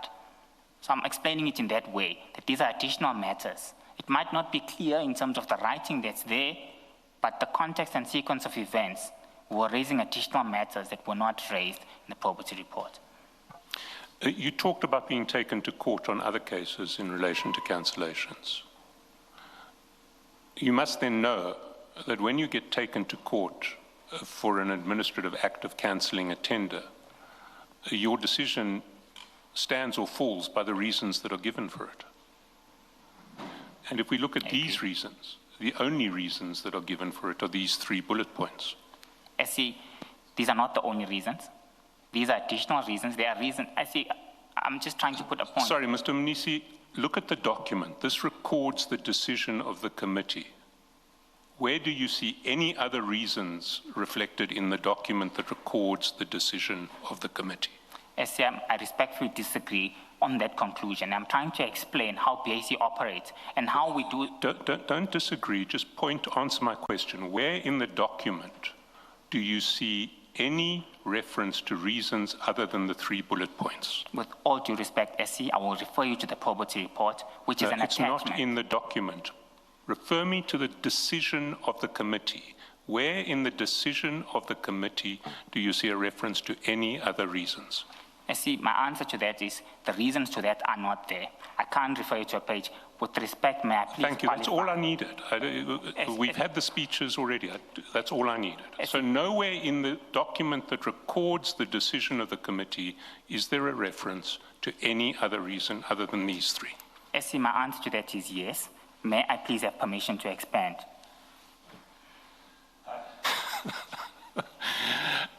You don't need permission from me. I wouldn't be inclined to give it, but it's the Commissioner's choice. Mr. Mnisi, I will allow you to explain, but you make a habit of giving explanations for all the responses or answers that you give, even to questions that do not require explanations. With regard to this one, much earlier, you mentioned that there are additional reasons, meaning reasons that are additional to the reasons that are actually reflected here. Now, Mr. Shaskalson is asking you a simple question as to whether there are reasons that are additional to the reasons that we see here.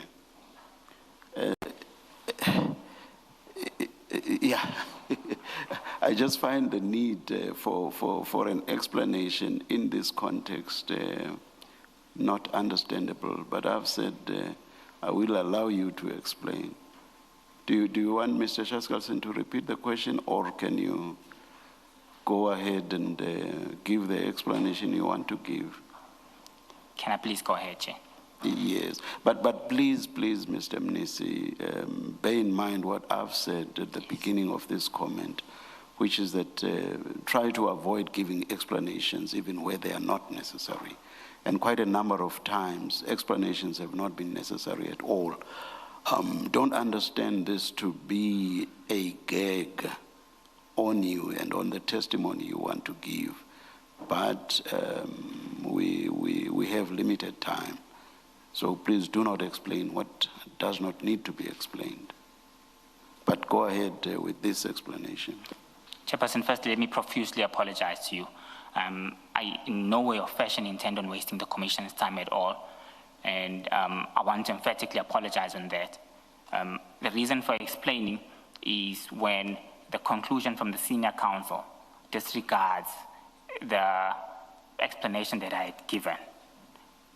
For the record, I would have just requested that permission to clarify that yes, he is disagreeing with that. I can't falter him on that, but I need to explain the business of the day. Please go ahead and explain. Thank you, Chair. And in this instance, I agree with the senior counsel that on the resolution, it's not there, I've agreed. My explanation further was that, may we please, senior counsel, consider that with the probity report and the explanation that I've given.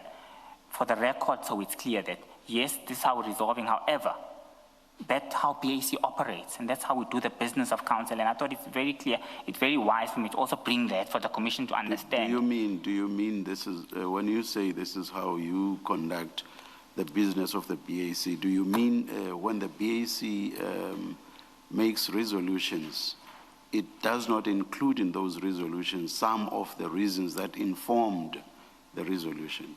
So it states some, but deliberately leaves out some, or others rather. Is that what you mean by when you say this is how you conduct the business of the BAC? Chairperson, yes. They raise additional matters that were not raised in the probity, but the probity report is an attachment. So you don't disregard them. We just don't repeat them. Yes, Mr. Shaskarsi. Let's look at your third additional reason. The specifications were silent on the PSERA pricing guidelines that should be considered. So what does this mean? So what this means is that PSERA is regulated and they give pricing. So the document in its own was not clear whether that would be taken into account.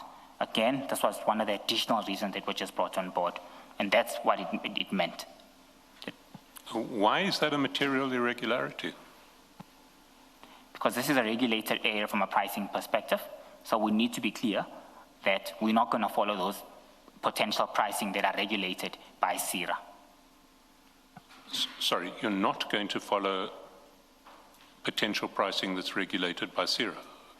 The specifications were silent on the PSERA pricing guidelines that should be considered. The document in itself and the specifications did not have a clear indication on what happens on the regulations of PSERA and the prices that are there. So what? I mean, why is that irregular? You're going to assess these bidders on price and BE after you've excluded people who don't qualify. So you will see what the best price is and you will award to the best price. Why do you have to refer to PSERA guidelines? Because an additional issue that was raised over and above the myriad of issues that were there, hence at that point in time, it was deemed valid that when the new specifications are presented, and the reason why we bring them on board is that when the new specifications are being compiled, because this tender is being cancelled now, they need to ensure that all potential loopholes would have been covered, including these. So at that point in time, this was an additional reason that was identified. Yeah, he's mentioning a lot of additional reasons, but were there material irregularities that warranted the cancellation of the tender? And that's really where the senior counsel is trying to get him to. Okay, quick ad break. When we come back, we'll take you back to the Madlanga Commission as we wrap up this hour of his testimony. 702 Drive with John Perlman. On our show, we cover the news, but we try to do it in a slightly different way. If there's breaking news, we give you the facts, but we're always looking for somebody who can explain to us why something is happening, and we apply that thinking to everything we do. That, yes, you want to know the what, but crucially, you want to know the why, and most important of all, you want to know how it might be fixed. The wonderful thing is we don't have one kind of listener who listens to our show. I think the kind of listeners we have are people who want to be heard, but they definitely listen very, very carefully. Once they've made up their mind, they come in very, very quickly, very sharp, very focused, and if they're not happy with the answer, you're going to find out very, very soon. And it's great because it keeps us interested and it keeps us on our toes. We're putting the show together, but thank goodness the listeners are keeping us accountable, and that's good for everyone. 702 Drive with John Perlman. Weekdays from 3 to 6 p.m. Joburg is more than just a city. It's an unmistakable rhythm that brings us all together. So in celebration of this, 702 has partnered with Jozi My Jozi to unite the whole of Joburg in the 702 Jozi My Jozi Walk the Talk, Babiza Bonke. On Sunday, the 26th of July, we're going on a walk through the iconic Joburg CBD, and we want you to join us and be a part of something special. Entries open soon. In the meantime, stay tuned to 702 and get ready for Jozi So the 702 Jozi My Jozi Walk the Talk hosted by the city of Johannesburg. Walk with the people, for our Jozi. Babize bonke. More on primemediaplus.com. Some moments are personal. Some spaces are professional.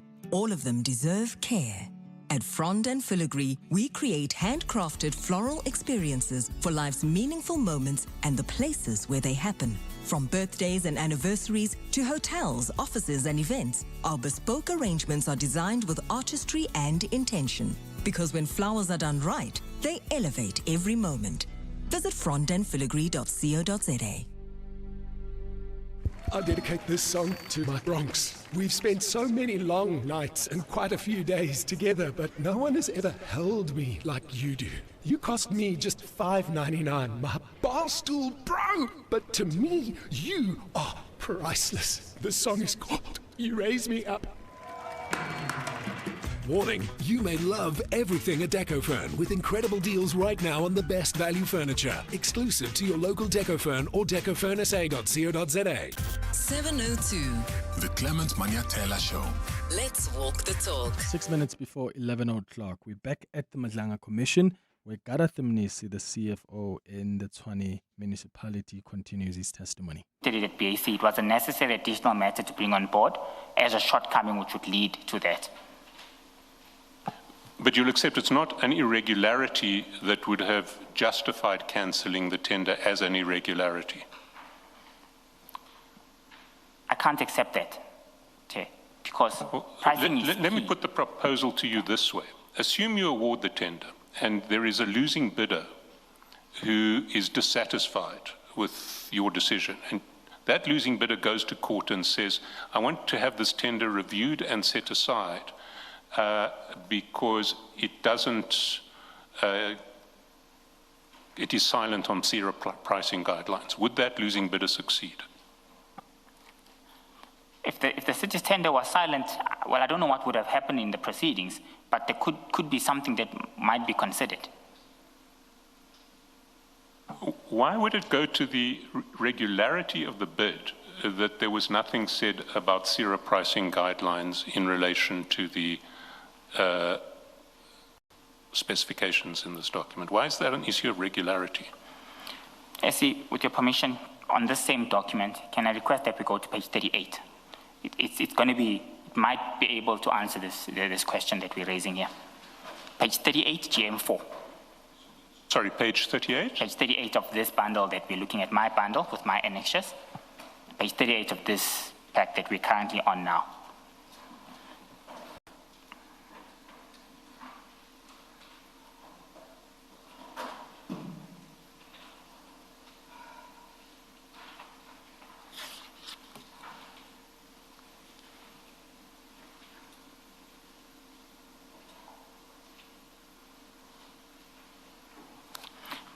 Thank you, Chair.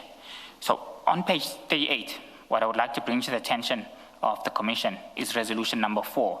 Well, it was not resolved, but this was a request from the department. The circumstances around this was that the department was coming to BAC. This tender had closed. They were coming to BAC saying, we want to extend this bid because the previous tender had not closed.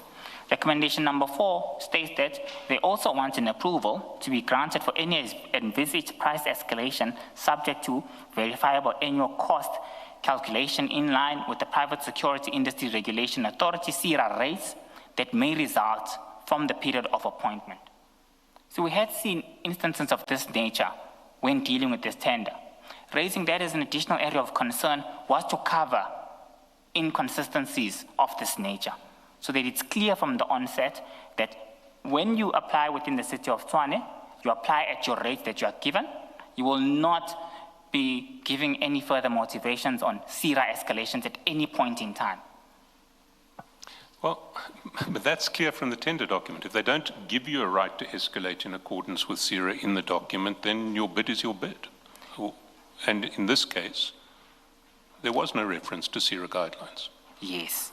So that was the flaw that was identified, SC, that we need to be clear, we need to be certain, because even in the previous tender, there was no guidance provided in terms of what will happen on CERA rates. Yes, there was no guidance, and so people asked for special dispensation to escalate by CERA, and you said no.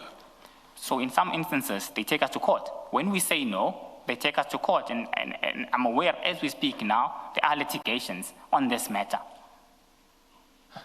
But Mr. Mnisi, that last reason, the requirement that specifications is silent on the CIRA pricing guidelines, I think using it as a ground for cancellation, in fact, would have entitled any bidder to take you to court. That was not one of your requirements. That's not one of the prescribed tender stipulations, and it cannot, therefore, be a valid reason to cancel. I think it's simply that. Okay. That your BAC, in its, you're being inventive and thinking we should have had this in the first place, we should have it in the future, doesn't have any consequence for this bid, for the validity or regularity of this bid. In fact, you are open to being challenged. I think the city is very lucky that no bidder took you to court on this ground, that there was no such requirement in the tender, therefore you can't cancel on this ground. I'm putting that to you as I want to say as a correct position of law, that that's not a valid reason to have cancelled this tender. Okay. Thank you. Yeah, he's really struggling here to explain. I mean, they are going through every single reason that they, as the city of Tshwane, as the BAC, the Bid Adjudication Committee, listed as material irregularities, and the senior council and the commission is now saying that just doesn't make sense.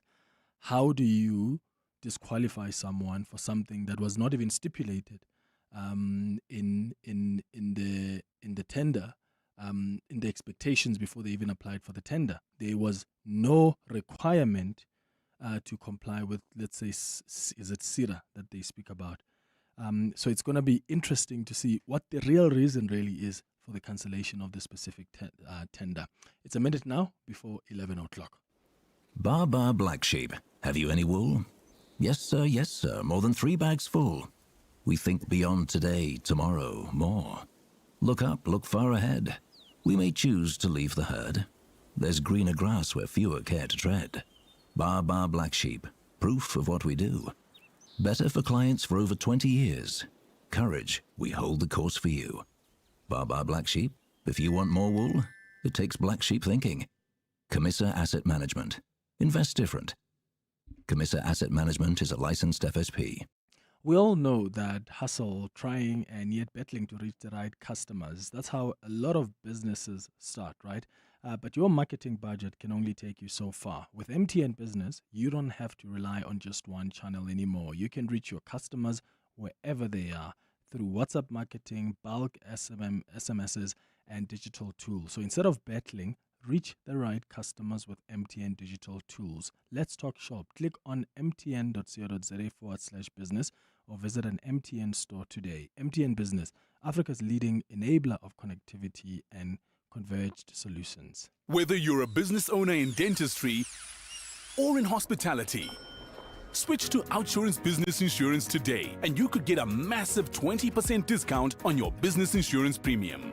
It was a quick process. I saved a lot of money. Get a quote today and see why it pays to switch to Outsurance Business Insurance. SMS business to 47543.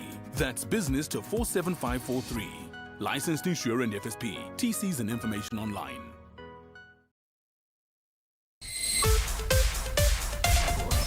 This is EWN.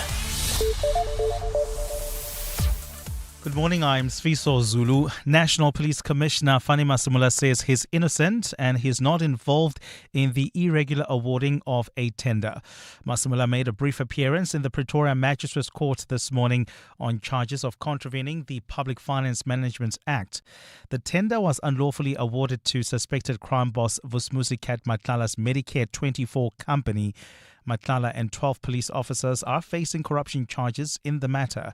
Masamula spoke to journalists outside court after his case was postponed to next month. Yes, I might be being dragged closer to serious criminals, which I don't know them. I know that I am not guilty, I am not wrong, but of course the trial must still take its course. The DA has announced the next 11 mayoral candidates who will contest the upcoming local government elections in the Western Cape. It includes the key municipalities of Bito, Drakenstein, George and Stellenbosch. Today, leader of the DA and Cape Town Mayor Jordan Hill-Lewis said that he expects the candidates to demonstrate that they are a cut above the rest and to prove that the DA governs for all. Hill-Lewis says the DA does not shy away from naming its mayoral candidates ahead of elections because it expects them to be well acquainted with the communities they are vying to serve. We are not a party run on patronage. We are not a party run on whatever today's wishes are of the leader that just tweets it out or puts it on Facebook or something. We are a party of proper institutions that deliver better governance over time. National carrier SAA returns to Parliament today to face MPs about its latest financials and audit findings. The airline's appearance before the Portfolio Committee on Transport follows the resignation of Group CEO John Lamola and 3 non-executive directors this month. They are leaving as SAA continues to struggle financially. Babalondense reports. While SAA has managed to make a profit over the last 2 financial years, the national airline's future financial sustainability remains in question. SAA officially exited business rescue in April 2021 after a 17-month restructuring process which saw thousands of retrenchments. The airline has now reported a 155 million rand net profit and an operating profit of more than 300 million rand, although most of the profit was propped up by one-off asset disposals. Professor John Lamola's resignation, announced on the 10th of April, has also left more questions than answers for the airline, which is dealing with a deepening financial crisis. Lamola will step down at the end of April, 4 years after leading the airline out of business rescue. The Auditor General is also expected to give MPs details about how SAA has performed in its latest audit and annual report. Babalo Ndenza, Eyewitness News. And nearly 490 alleged members of a powerful gang have gone on trial in El Salvador. The Central American nation is conducting mass trials of thousands of suspected gang members, many of whom have spent years in prison without charge. The Attorney General's office says the suspected MS-13 members are on trial for 47,000 crimes committed between 2012 and 2022, including 29,000 homicides. The country's court system says the trial includes members of the national leadership, street-level leaders, program coordinators, and the founders of the MS-13 gang. Gold is trading at $4,812.53 an ounce.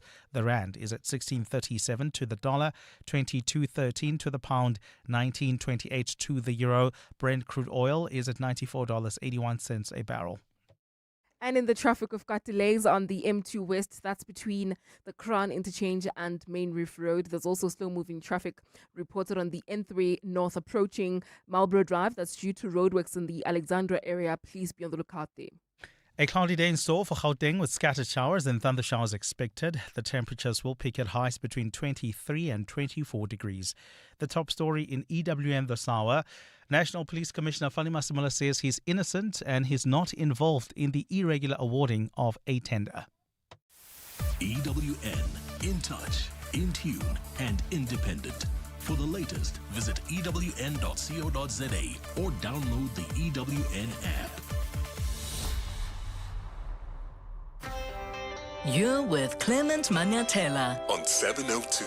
Let's walk the talk. Streaming on the Prime Media Plus app. DSTV channel 856. 92.7 and 106 FM.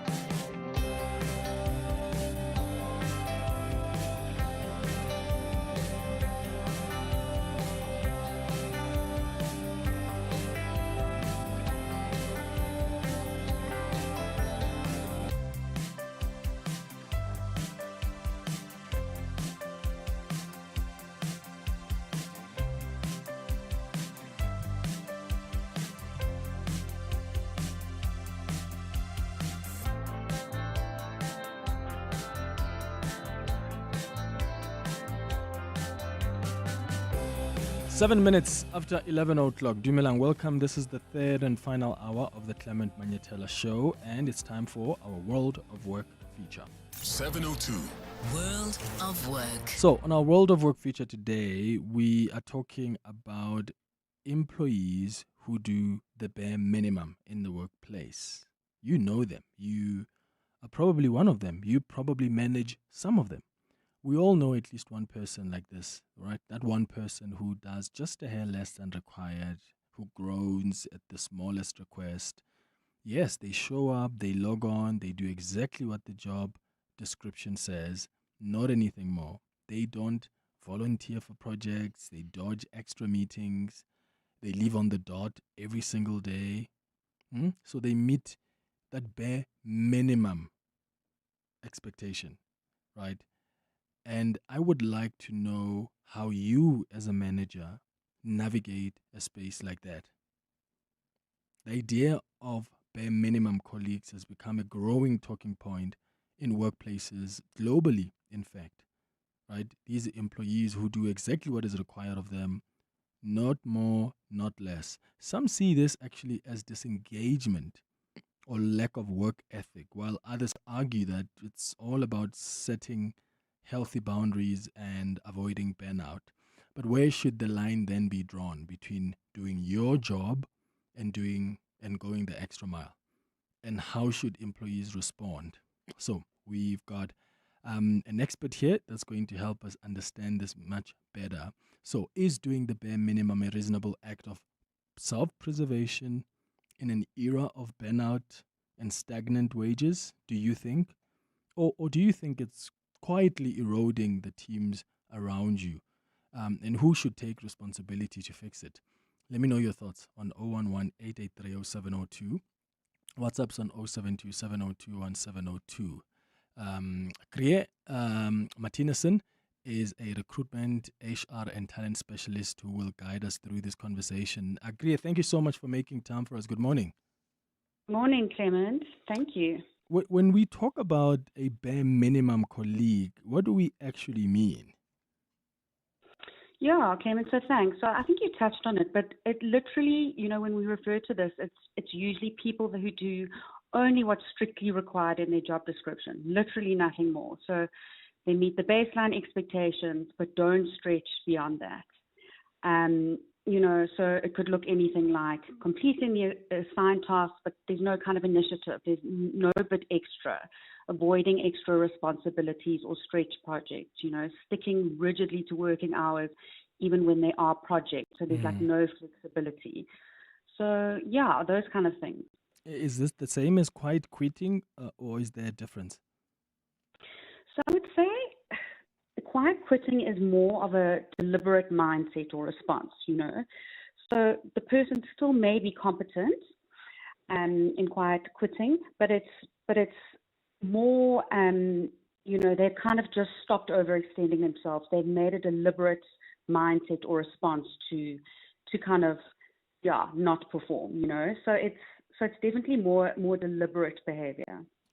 Well, from your observation, what are some of the reasons why people end up just doing the bare minimum in the workplace? Yeah, so there are a few. I mean, I would say right up there is burnout, poor management or not aligning with your manager, and then also feeling undervalued. So, from a burnout perspective, we see it a lot, kind of in corporate and an agency environment where it's long hours. You've got to kind of be on that always on work culture. So I think it's just pressure. People pull back to protect themselves. They're overwhelmed, mentally exhausted and stuck. Also, we've got to look at realistic things. People feel a lot of the time that they're underpaid. And, it's kind of, well, I'm going to do absolutely the bare minimum because I don't actually feel valued. I don't feel fairly, remunerated or rewarded. And it really feels like a lot more people are actually just doing the bare minimum of late in the workplace. Not that there are no people who haven't done it before, but I think we may be seeing more and more people who do that. And I just wonder why now. What's happening in workplaces, or is it because of these? The economy is not growing, and therefore also companies not doing that well, which makes your wages stagnant? What's your observation? Do you think we're seeing more of this behavior in the workplace today? And if so, why now? Look, so I think it is very common right now. We have definitely seen a rise in the disengagement, which shows up in the quiet quitting or the bare minimum work ethic. That said, I wouldn't say it's an entirely new behavior. I think it's just kind of more visible and talked about now. The low engagement has existed for decades, but there are a few elements, that definitely contribute to this, kind of that we've touched on. We've also, post pandemic, kind of work-life balance, health and time. I think, a lot of people have kind of reevaluated things, A lot of people are kind of working from home, so there's not that visibility, less management. So, yeah, I think there are a few elements that come into play.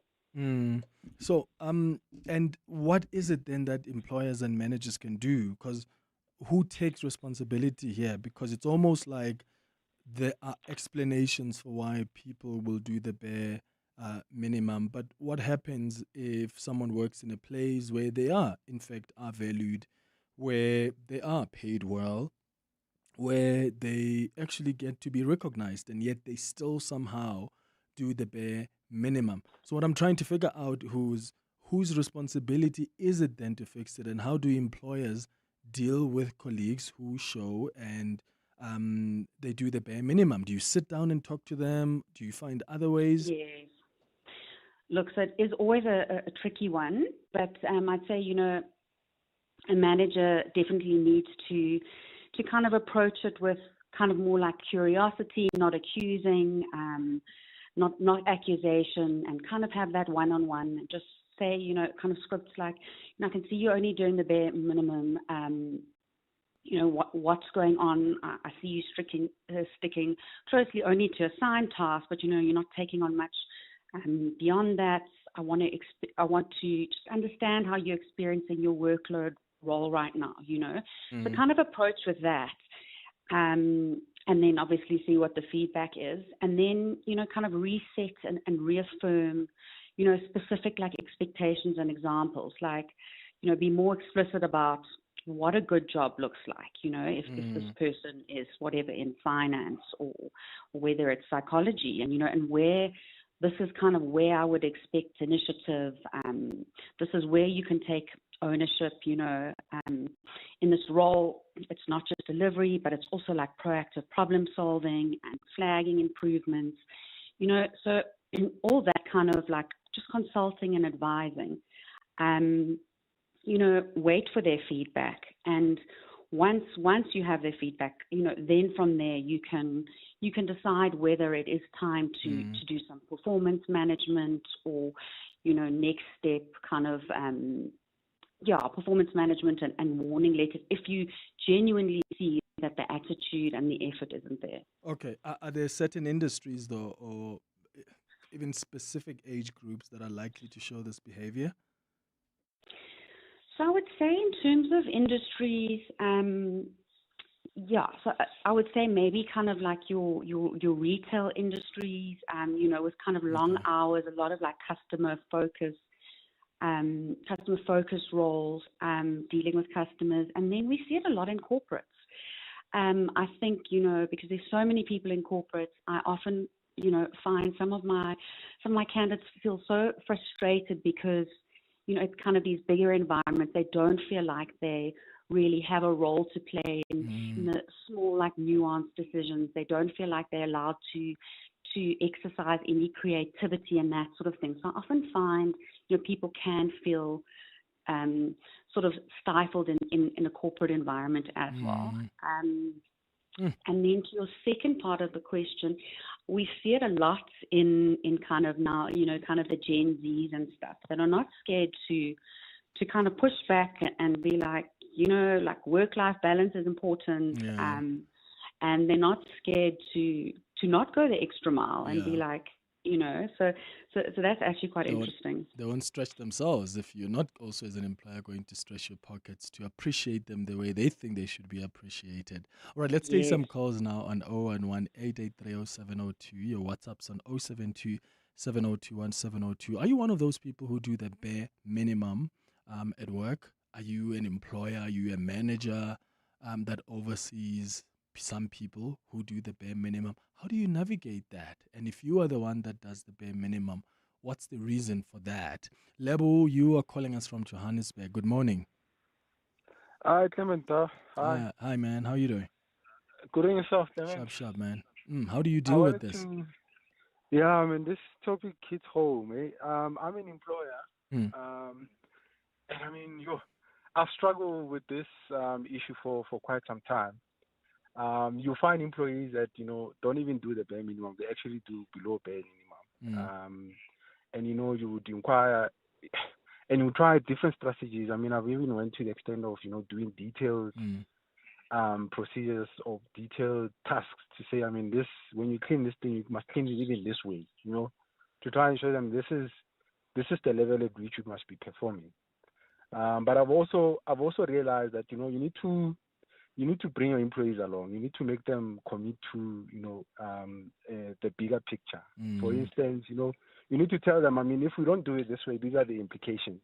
And eventually this is how, will happen to the business, will happen to the employment and so on and so forth. And I think to some extent that sort of helps. But over time, you find that you just need to sit on it and, always go back and say, remember what we spoke about?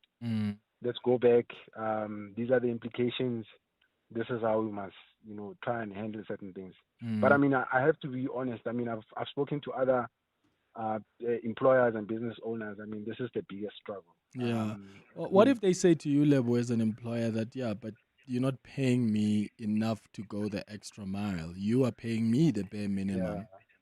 Yeah. Look, fair enough. But I mean, if we look at and I'm not making an excuse, but if you look at the economic climate at the moment, employers are struggling, So I know for a lot of people, they say, look, an employer normally, they make profits and all of that. But I mean, you must also take into account the fact that, I mean, initially we're probably making losses, and if you're making profits, you're probably plucking back. Yes. The holes that you had previously. Yeah. So it could be fair that it could be a fair point, but you must also look at the other perspective that you could have an employer that is really struggling, but they're trying to maintain at least your salary and your livelihood. Yes. Lebo in Johannesburg, thank you, man, for sharing your experience with us. What's up, son? 072-702-1702. Hi, Clement. I think we should be careful of just demonizing people that appear to be doing the bare minimum without knowing the reasons for doing so. Like if you've been in a situation where you've worked at a place for 20 odd years with zero growth, and you've been carrying the weight of other people who've been doing the bare minimum and progressing.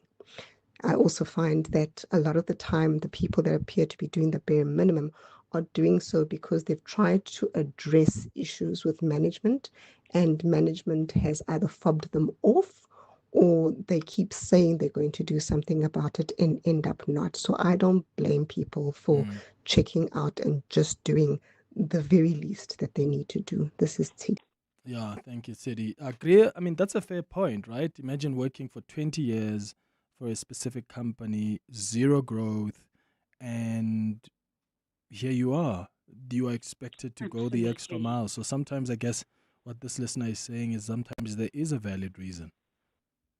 Absolutely, and it really can be so disillusioning and so disheartening. And, I think just disheartening is the word, because you work so hard and, you are carrying other people and your manager's just not seeing it.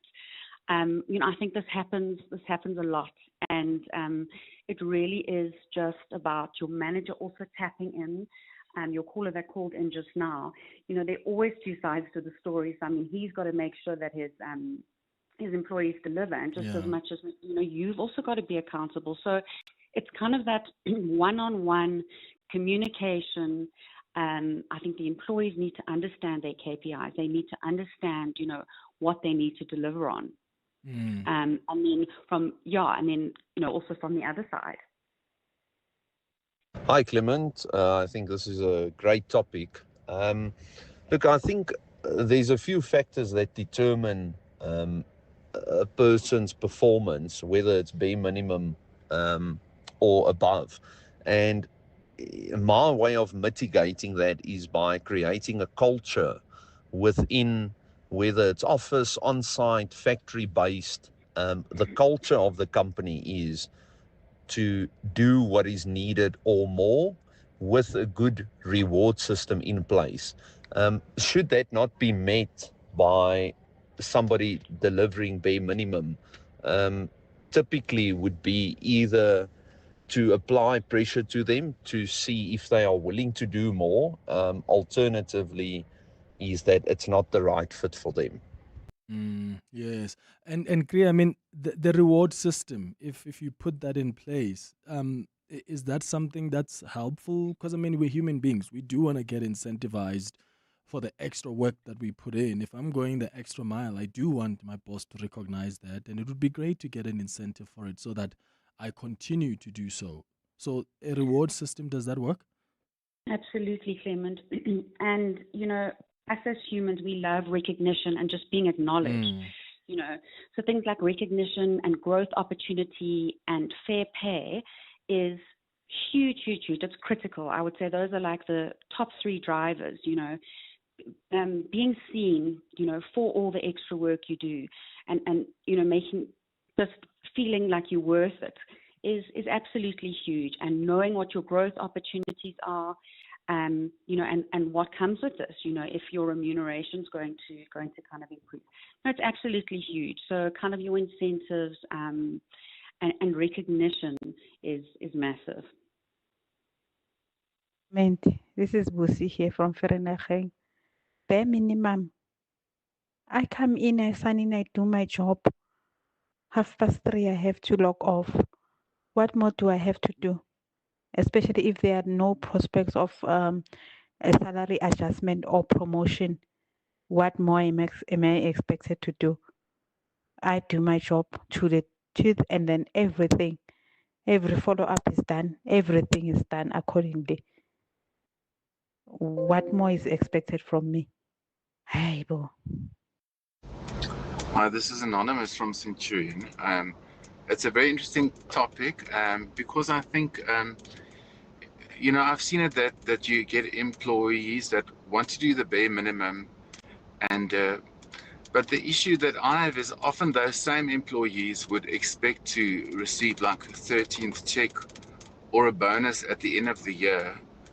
And for me as an employer, a bonus is based on like how has your performance exceeded the bare minimum requirements. So I find it quite interesting that often those employees would feel entitled to a financial bonus at the end of the year, which to me it just doesn't make sense. Thank you, Clement. Good show. Bye. Thank you. What do you think of that, Kriya? Like a bonus, must that be expected if the performance has exceeded the bare minimum? So it kind of depends. I mean, it depends very much also obviously on the company's performance and their financial situation. But if it has been discussed and literally it is in your contract that, you get this performance-based bonus, then absolutely. But, this is all the kind of stuff that we do need in writing, just to kind of manage expectations. So you don't get into a situation where somebody is, expecting their performance bonus and they don't get it. And it's also just to go back to key performance indicators and employees understand exactly what they need to do and what they need to achieve in order to, one, be performing in the role, and two, to achieve their bonus. Hi, Clement. I'd like to remain anonymous. Yes, the bare minimum is done deliberately. I myself, as an employee, deliberately did the bare minimum for a company, primarily because of how they treated me. So I knew they're a big organization and they were messing my mental health and they were just going to get scot-free. So I gave them the bare minimum, the way below the bare minimum, so that it doesn't impact my career, and I needed to keep doing it so that as I was doing the tests and going to the doctor and seeing the psychologist and all of that, there was a report that I could build. Yeah. So sometimes we do it deliberately, because of the unfair treatment that we get, like in my case. Good morning, Clement. I think sometimes employees don't understand that their growth is their responsibility, not the responsibility of the employer. So if you've been working for the company for 20 years and you haven't registered any growth, you got to ask why that is the case and why do you stay? You should quit. Rather than sit there and then do the bare minimum and say, well, I've been working there for 20 years and I haven't seen any growth. The growth is your responsibility. If you don't take charge of that, it's not the responsibility of the employer to do that. That's my take on this. Thanks, Clement.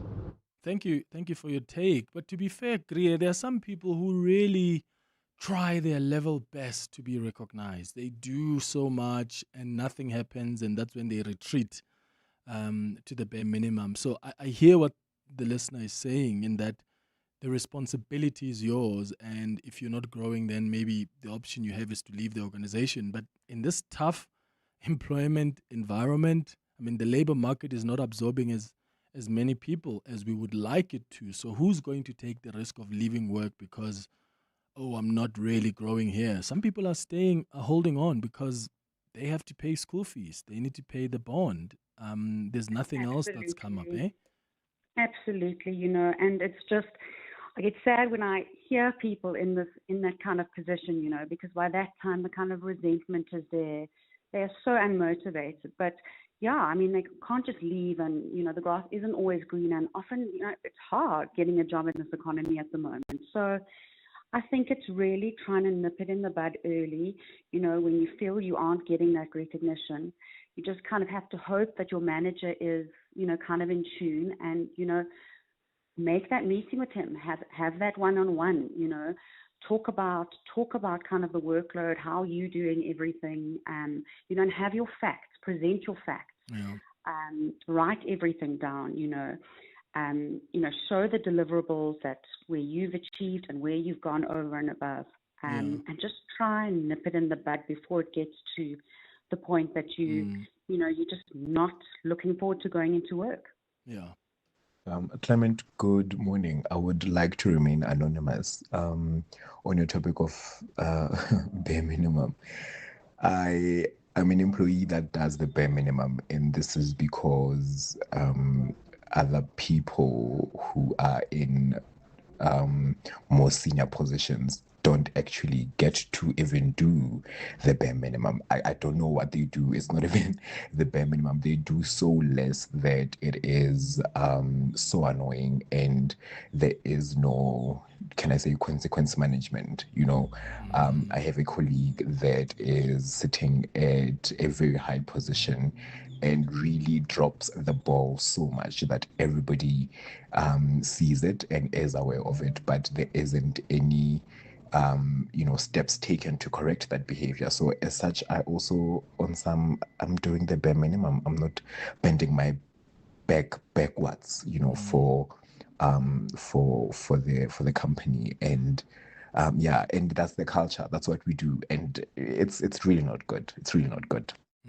Oh, thank you so much for sharing all your experiences. I truly, truly appreciate it. And thanks to you, Kriya Martinison, who is a recruitment, HR, and talent specialist. That takes us to 11:31. Time for the latest in Eyewitness News headlines. In Bali, the National Police Commissioner appeared in court this morning. That's correct, Clement. A very good morning. And Fani Masemula says he is innocent and he's not involved in the irregular awarding of a tender. Masemula made a brief appearance in the Pretoria Magistrates Court this morning on charges of contravening the Public Finance Management Act. The tender was unlawfully awarded to suspected crime boss Vusimuzikat Matlala's Medicare 24 company. Matlala and 12 police officers are facing corruption charges in this matter.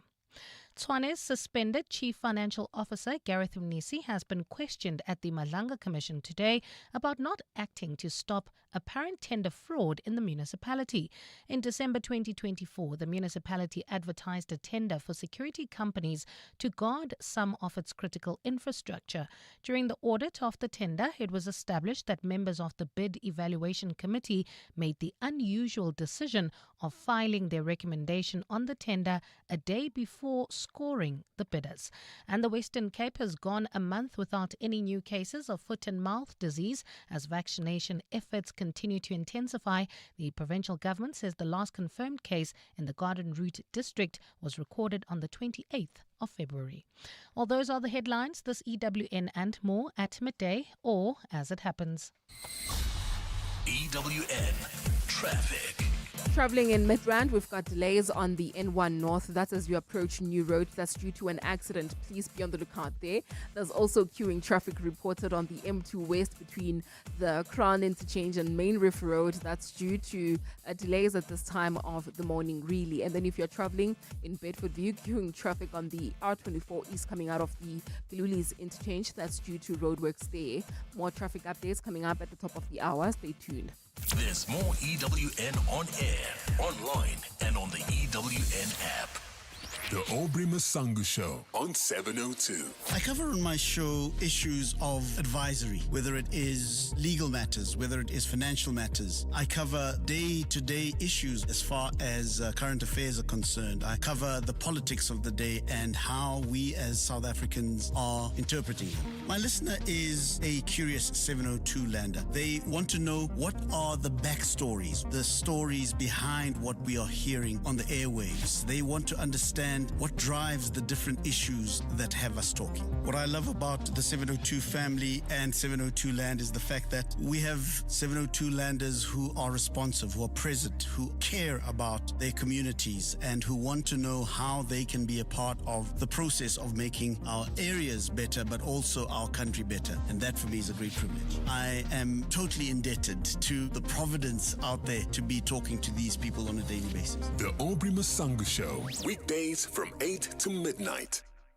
702 family, listen up. You know we value what you think, right? And we want to hear it face to face. So this Thursday and Friday, we're opening our studio doors to 702 lenders who'd like to share their thoughts on the station.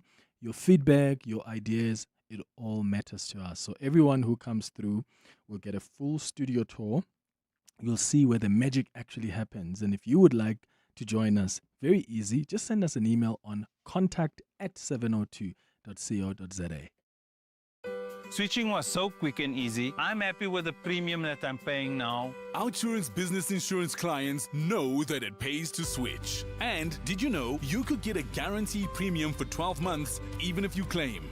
For electrical, tradesman services, and all other businesses. Get a quote today and see why it pays to switch to Outsurance Business Insurance. Visit outsurance.co.za or call 08600 60,000 today. Licensed insurer and FSP. TCs and information online. Hey, Baliz, where you been? Gemstar, just got back from New York and London. Nice. Must have been rough working from hotel rooms. No, friend. I was at WeWork the whole time. Everything I needed. Still blows my mind how big this place is. I know, right? WeWork Rosebank is like 6 floors. Private offices, hot desks. I love that you can choose. Wi-Fi that never lets you down. My team doesn't want to go home anymore. WeWork, 24/7 co-working spaces. Book your free WeWork tour at Rosebank, Sandton, or Cape Town. WeWork.co.za. Made for work, built for business. To walk the talk is to turn words into meaningful actions. And it's what we at 702 are committed to doing every day. We are also committed to following the rules set out by the Broadcasting Complaints Commission's Code of Conduct. To give you balanced programming, fair comments, and accurate news. But if we stumble along the way and you feel we are not living up to the code, let us know on comment@702.co.za. And if after that you're still not happy, you can direct your complaint in writing to the Broadcasting Complaints Commission. Email bccsa@nabsa.co.za. For more, visit bccsa.co.za. 2026 is going to be a year of firsts when the Sanlam Cape Town Marathon happens for the first time in May. Love it. And continues to push to becoming Africa's first major. So, join Cape Town and the rest of the world when we rise again to run for gold and make history. That's what makes this one so special. By turning Africa's biggest marathon into Africa's first major. Putting Cape Town on the marathon stage with some of the greatest cities in the world, like London, Paris, Tokyo, Berlin. It doesn't get better than this. The Sanlam Cape Town Marathon, 24 May 2026. Get ready. The 2026 Sanlam Cape Town Marathon, proudly supported by 702. Go to capetownmarathon.com for more. Coming up on 702 Afternoons with Relebogile Mabotja. 23 minutes before 12 o'clock. We're going to get into our health and wellness feature in a moment. But first, let's find out what's coming up on 702 Afternoons with Relebogile Mabotja. Good morning. Morning, Clement. I'm looking forward to today's show on our tech feature. We're going to talk about how South Africa is shaping the future through quantum technology. Our series edition, it's episode 3. We've been doing a series edition on the different types of sexualities and sexual orientation. So for episode 3, we're talking about attraction that is not based on gender. So we'll expand across that particular spectrum. And then in our car feature, we're going to talk about pre-owned hybrids, if they are worth it in South Africa. But we kick off by asking, do you want to be buried or cremated? And what is your decision based on? Like, do you want to be buried just because that's what's always been done, or because you want your family to have somewhere to visit? Yeah, and I mean, also, even if you've got a preference, what guarantee do you have? I can tell you now, even if I chose to be cremated, I don't think my family will do it. They will not do it. I know feel that. the same way. So what's one? Ignore your wishes. Don't ignore because I'm gone anyway. But looking forward. Yeah, but you can pokela them. You can pokela them if they don't. Relebogile Mabotja coming up between 1 and 3 p.m. It's time now for our health and wellness feature. 702 Health and Wellness. And this health and wellness feature is brought to you by Cipla. Stay connected with us. Today, we are discussing adult acne on our health and wellness feature.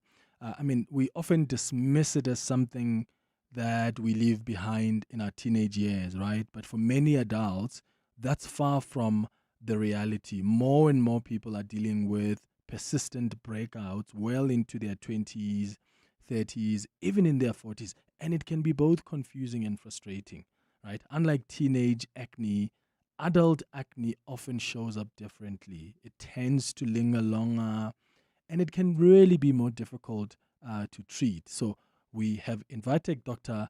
Ishad Isak joining us now on the line, who is a board-certified dermatologist. Thank you so much, Dr. Isak, for making time for us. Good morning. Good morning, Clement. Thank you for having me back on your show. And I'll be taking some calls on 011-883-0702 if you've got questions. Maybe you're struggling with adult acne, or your children are, and you want to know how to manage it. Just give us a call on 011-883-0702. The WhatsApp line is 072-702-1702. So, Dr. Isak, when we talk about adult acne, what exactly is it, and how different is it from like acne that we experience when we are teenagers? Thanks, Clement, for the opportunity. I think it's very, very important to understand, and as you alluded to in your introduction, acne can plague people in their teens and in their 20s, but can also have a significant impact going further on in their lives in the 5th, 6th decade as well. But I think that the concept of adult acne is mainly one that the media tends to report. But you can look at acne as being a chronic disorder. And what the media describes as being adult acne is actually a continuum of the acne that actually starts in your teenagehood or your early 20s. Previously, it used to be quite preposterous for you to think that acne would affect somebody in their late 20s going on into their 30s. But our mentality has changed from about the late 2000s, whereby we begin to see acne as being a chronic disorder, because it has got many features of being a chronic disorder. And one of its these features is that it's chronic and repetitive, relapsing, persistent type of behavior in some patients. So yes, whilst the majority of patients would experience acne initially in their late teens and in their 20s, it is not inconceivable for you to get acne in your late 40s, sometimes to a worse extent than you had in your 20s. So most patients will forget that I had a few pimples earlier on, but it may not have been significant. But the severity of disease then may hit you later on in your 40s. And that's when you think that the onset was then, when in fact the onset may have been 20 years prior. Okay. So how do like diet and lifestyle choices impact acne? Are there any specific foods that people should avoid? What can you advise us? So until recently, there was a lot of anecdotal evidence that certain types of food types, for example, caffeine, chocolates, sugary foods, tends to worsen the acne. However, in more recent times, there's been a few case studies that suggest that high glycemic foods, like those that are very high in carbohydrates and sugars, may be pro-inflammatory, and by virtue of them being pro-inflammatory, actually drive the acne. In some instances, certain types of gym supplements may have similar pro-inflammatory properties that also drive the acne. More and more data is becoming evident, but our advice generally to patients is that if you are spotting something in your diet that tends to worsen the problem, it would be best for you to actually rather stay clear of it. Okay. And then what about makeup? Because it's a question we get sort of regularly. Does it worsen acne, or is that outdated advice? No, I don't think it's outdated advice. I think it's very, very important when you look at the quality of the makeup. So yes, I do understand that, especially when you've got active acne and you've got scarring and you've got blemishes from the complications of the acne, it is very reasonable to expect somebody to want to use makeup, especially foundations and base, to try to camouflage it. I understand that. However, the quality of the makeup is exceptionally important. I think when somebody goes off to a store to be able to buy makeup, they ask for or are conscious about the fact that the makeup should preferably be of a type that is non-comedogenic. So a comedo basically is the very, very first stage of acne, what the general population will term as being your whiteheads and blackheads. So non-comedogenic would be makeup that does not promote the first lesions of acne, for example, clogging the pores and allowing sebum to become entrapped within the sebaceous gland itself, because that can certainly drive acne. So we're not saying don't use makeup. We understand why you need to use makeup, but be very cautious about the choices of the makeup. And my general advice to my patients as well is, if you have to use makeup, if you are in a work customer interactive environment, whether it's for school, you don't want your peers to be able to see the activity of your acne, try to use the makeup firstly for as short periods as possible and as infrequently as possible. And when you do get home in the evening, is to remove the makeup as soon as possible. It's criminal for somebody to actually sleep with their makeup on at night.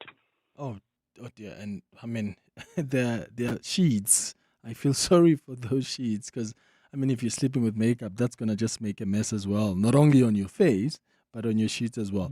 What's the biggest mistake, Dr. Isak, the biggest mistake that adults make when trying to treat their acne? Because there's a lot of conflicting information out there about diet, skincare routines, and so-called miracle treatments. And that really makes it hard to know what exactly works and what doesn't. So I'm going to simplify this for you in the interest of time.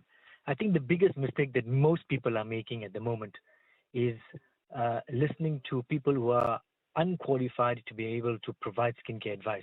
And the problem arises mainly on social media. It's these fads, it's these trends, which do not really have any basis in science or in evidence-based medicine.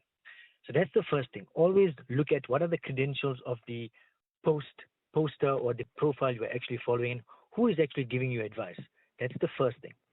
The second thing is that because there's this push and there's this FOMO about you needing to use an entire skincare routine or regime, I think these days a lot of dermatologists worldwide, and if you're following the right protocols and the right profiles, you'll notice that there's this there's this resurgence in trying to educate patients to be able to use less. Less is more in this particular case. Many companies do have a variety of products in their ranges that are targeted for acne, but that does not necessarily mean that you are entitled to or are requiring every particular product in that particular acne range. There are different instances where they would be appropriate, and us as usually board certified dermatologists, we actually interact with the cosmetic companies, and we advise them and we help them to develop these ranges. But our intention is not to have every product sold in that acne range to every acne sufferer. So we tend to know the ingredients, how these particular cleansers, moisturizers, serums, lotions, creams, we understand the ingredients and the products. And when we advise our patients, we choose the minimalistic approach in order to ensure the best clinical outcome thereafter. Because a lot of people also forget that we are also prescribing certain types of prescription medication that has to be compatible with that particular skincare regime. So my advice, or the biggest mistake that people are actually making, is there's this FOMO about me needing 5 or 6 products in my skincare regime. Keep it simple. You are going to be far better off. Sometimes less is better in this case. 12 minutes before 12 o'clock. Do you struggle with adult acne? Or maybe you've seen your older children struggling with it and you're wondering what's the best way to do? How do you deal with it? Let me know how you have managed it, and if you've got questions for Dr. Isak, give us a call or send us a WhatsApp voice note. 702 Afternoons with Relebogile Mabodja. 702 Afternoons is about all things in life, from music to inspiration. We get an opportunity to explore science, mental health, food. I almost feel like there's nothing we don't do on my show. One of the things I absolutely love about 702 Land and the 702 family is that we are so sharing. We share tears, laughs, smiles. We share in the amazing times and celebrate together as well. We have a range of topics, but when it comes to what we do cover on the show, absolutely everything. My listener is somebody who wants to grow, evolve, develop. They're empathetic, they are loving, they are so special that even when they don't have, they come through and share, and more importantly, they know how to walk the talk. 702 Afternoons with Relebogile Mabodja. Weekdays from 1 to 3 p.m. Joburg is more than a city. It's an unmistakable rhythm that brings us all together. So in celebration of this, 702 has partnered with Josie My Josie to unite the whole of Joburg in the 702 Josie My Josie Walk the Talk, Babi Zabonke. So on Sunday, the 26th of July, we're going on a walk through the iconic Joburg CBD, and we want you to join us and be part of something special. Entries open soon. In the meantime, stay tuned to 702 and get ready for 702 Josie My Josie Walk the Talk, hosted by the City of Johannesburg. Walk with the people, for our Josie. Babi Zabonke. More on primemediaplus.com. Insurance pulls you in. Pineapple pulls you under. Insurance. Pineapple. Insurance. Pineapple. Pineapple FSP 48650 is underwritten by Omart Insure Limited, a licensed non-life insurer and authorized FSP. Hey Mom and Dad, did you know that the magical sale is back at Discount Baby City? Do you have everything for us? How about nappies? What about strollers, car seats and cots, and so much more? All at magical prices. Let's go, let's go, let's go! Look out for the Better Rewards icon and get 10% off on top of the promo price. Get to Discount Baby City for the magical sale. Thursday, 30 April to Sunday, 3 May only. Running a small business is not just about having a great idea, it's about having the right tools to grow it. That's exactly where MTN Business comes in. Beyond the 702 MTN Small Business Awards, they're doing a lot more to help SMEs succeed.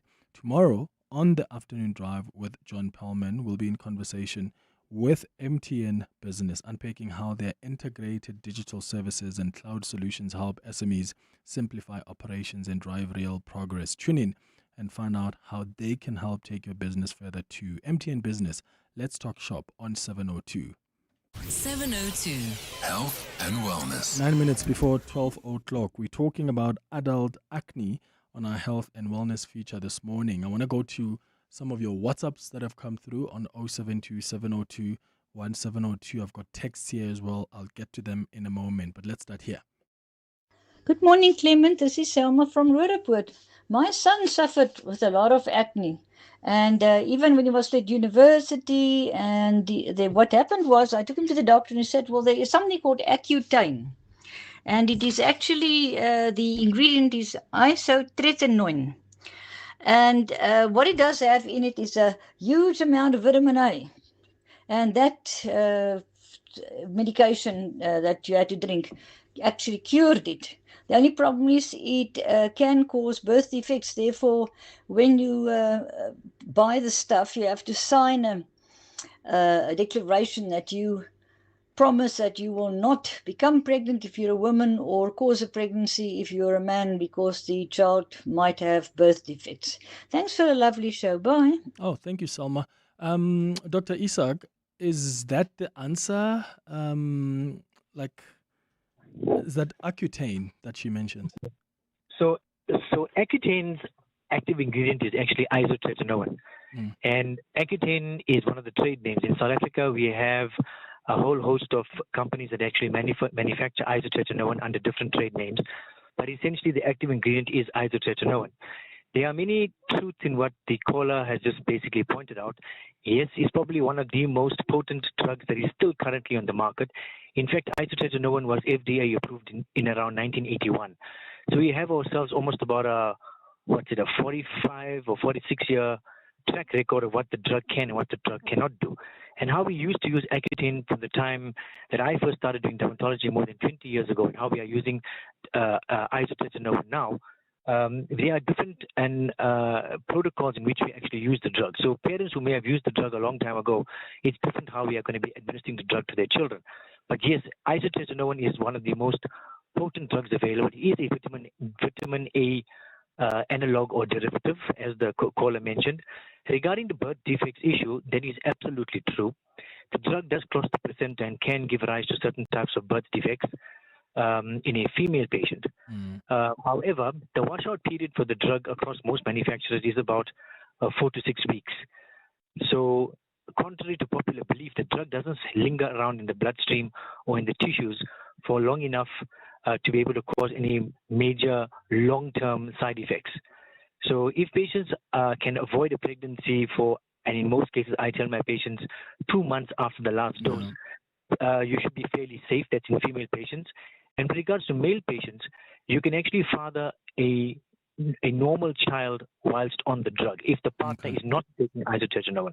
So I think it's very important that these issues get discussed with your board-certified dermatologist in order for them to explain to you the risks, the benefits, and the side effects, especially in terms of pregnancy and family planning goes forward. Okay.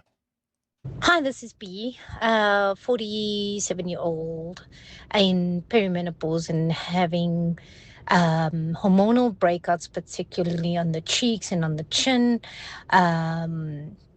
Seems like all the products that I've tried don't work. I try to minimize on makeup, and I would love to hear what other options there are in helping this. Skincare treatments are extremely expensive, and you get recommended about many things, but not sure which direction to go to. Thanks so much, Dr. Isa. Would love to hear your feedback. Yeah, thank you. Dr. Isak? Okay, so my first advice would be that it sounds as if you haven't been using anything that may be in the medical arena right now in terms of prescription items. My first suggestion here would be certainly consult with a board-certified dermatologist. That's the first thing. But just reading between the lines, it sounds as if you've kind of reached the end of the efficacy of your over-the-counter items. In terms of what can be done for you, if you're talking about hormonal acne, after having taken a proper gynecological history from you, family planning, and other related past medical history from you, some things that could be considered as certain types of hormonal treatments in the estrogen category or in the anti-androgen category. So androgens basically are male-like hormones. So anti-androgens are anti-male-like hormones, but not quite the same a category as estrogens. But yes, those can be tried for you depending on your background profile. Antibiotics. Isotretinoin can also be an option for you. So there are things that can be done, but I think everything needs to be considered. Certainly, if you've been using over-the-counter items for 1 to 3 months, decent quality items, be meticulous with your skincare regime, and you're still struggling, I think don't waste time. You need to see someone who can assist you from a prescription point of view. All right. Dr. Ikshad Isak, thank you for joining us, a board-certified dermatologist. Now, looking after your gut doesn't have to clean complicated diets or hours in the kitchen. That's why Entero, a probiotic supplement, has teamed up with celebrity chef Zolanene and dietitian Abigail de Cruz through their Feed the Good campaign to create easy, gut-friendly recipes anyone can make at home. With simple ingredients and the right digestive support like Entero, your gut can stay balanced, nourished, and ready to help you feel your best every single day. Visit www.entero.co.za to download the recipes. References available on request. Let's hear from Shemaine, owner of Vovotello Linwood, why it pays to switch to Outsurance Business Insurance. I wish we had switched sooner. Not only was it quick and easy, but also gave us more favorable premiums. For restaurants, pharmacies, and all other businesses, get a quote today and see why it pays to switch to Outsurance Business Insurance. Visit outsurance.co.za or call 08600 60,000 today. Licensed insurer and FSP. TCs and information online. The Black Hole Symphony returns to the Linda Auditorium on Thursday and Friday after last year's sold-out season. The Johannesburg Philharmonic joins Universe on stage to present a 32-piece orchestral experience of black holes. 6 movements, each one a unique black hole story, from their inception to their role in our ultimate survival as a human species. Universe on Stage is reshaping live entertainment, merging science, music, and storytelling that connects audiences to the wonders of the cosmos. The Black Hole Symphony opens at the Linda Auditorium on Thursday night, and on Saturday there are 2 performances, one in the afternoon and one in the evening. For more details and to book your tickets, go to Web Tickets and look for the Black Hole Symphony. Gauteng is currently experiencing high water consumption. To avoid water interruptions, residents are urged to use water sparingly to allow equitable supply. Act now, save water. Every drop counts. This message is brought to you by the Department of Water and Sanitation, Rand Water, Gauteng Provincial Government, City of Johannesburg, City of Tshwane, and City of Ekurhuleni. Coming up on the Midday Report with Mandy Wiener. Mandy, good morning. What's popping today? Hey Clement, good morning. The National Police Commissioner Fani Masemola appearing in court today. We'll bring you all of that, everything you may have missed. He'll reappear again alongside Vusimuzi Kat Matlala in May. The suspended Tshwane CFO Gareth Mnisi facing the heat at the Midlanga Commission, being asked about tenders.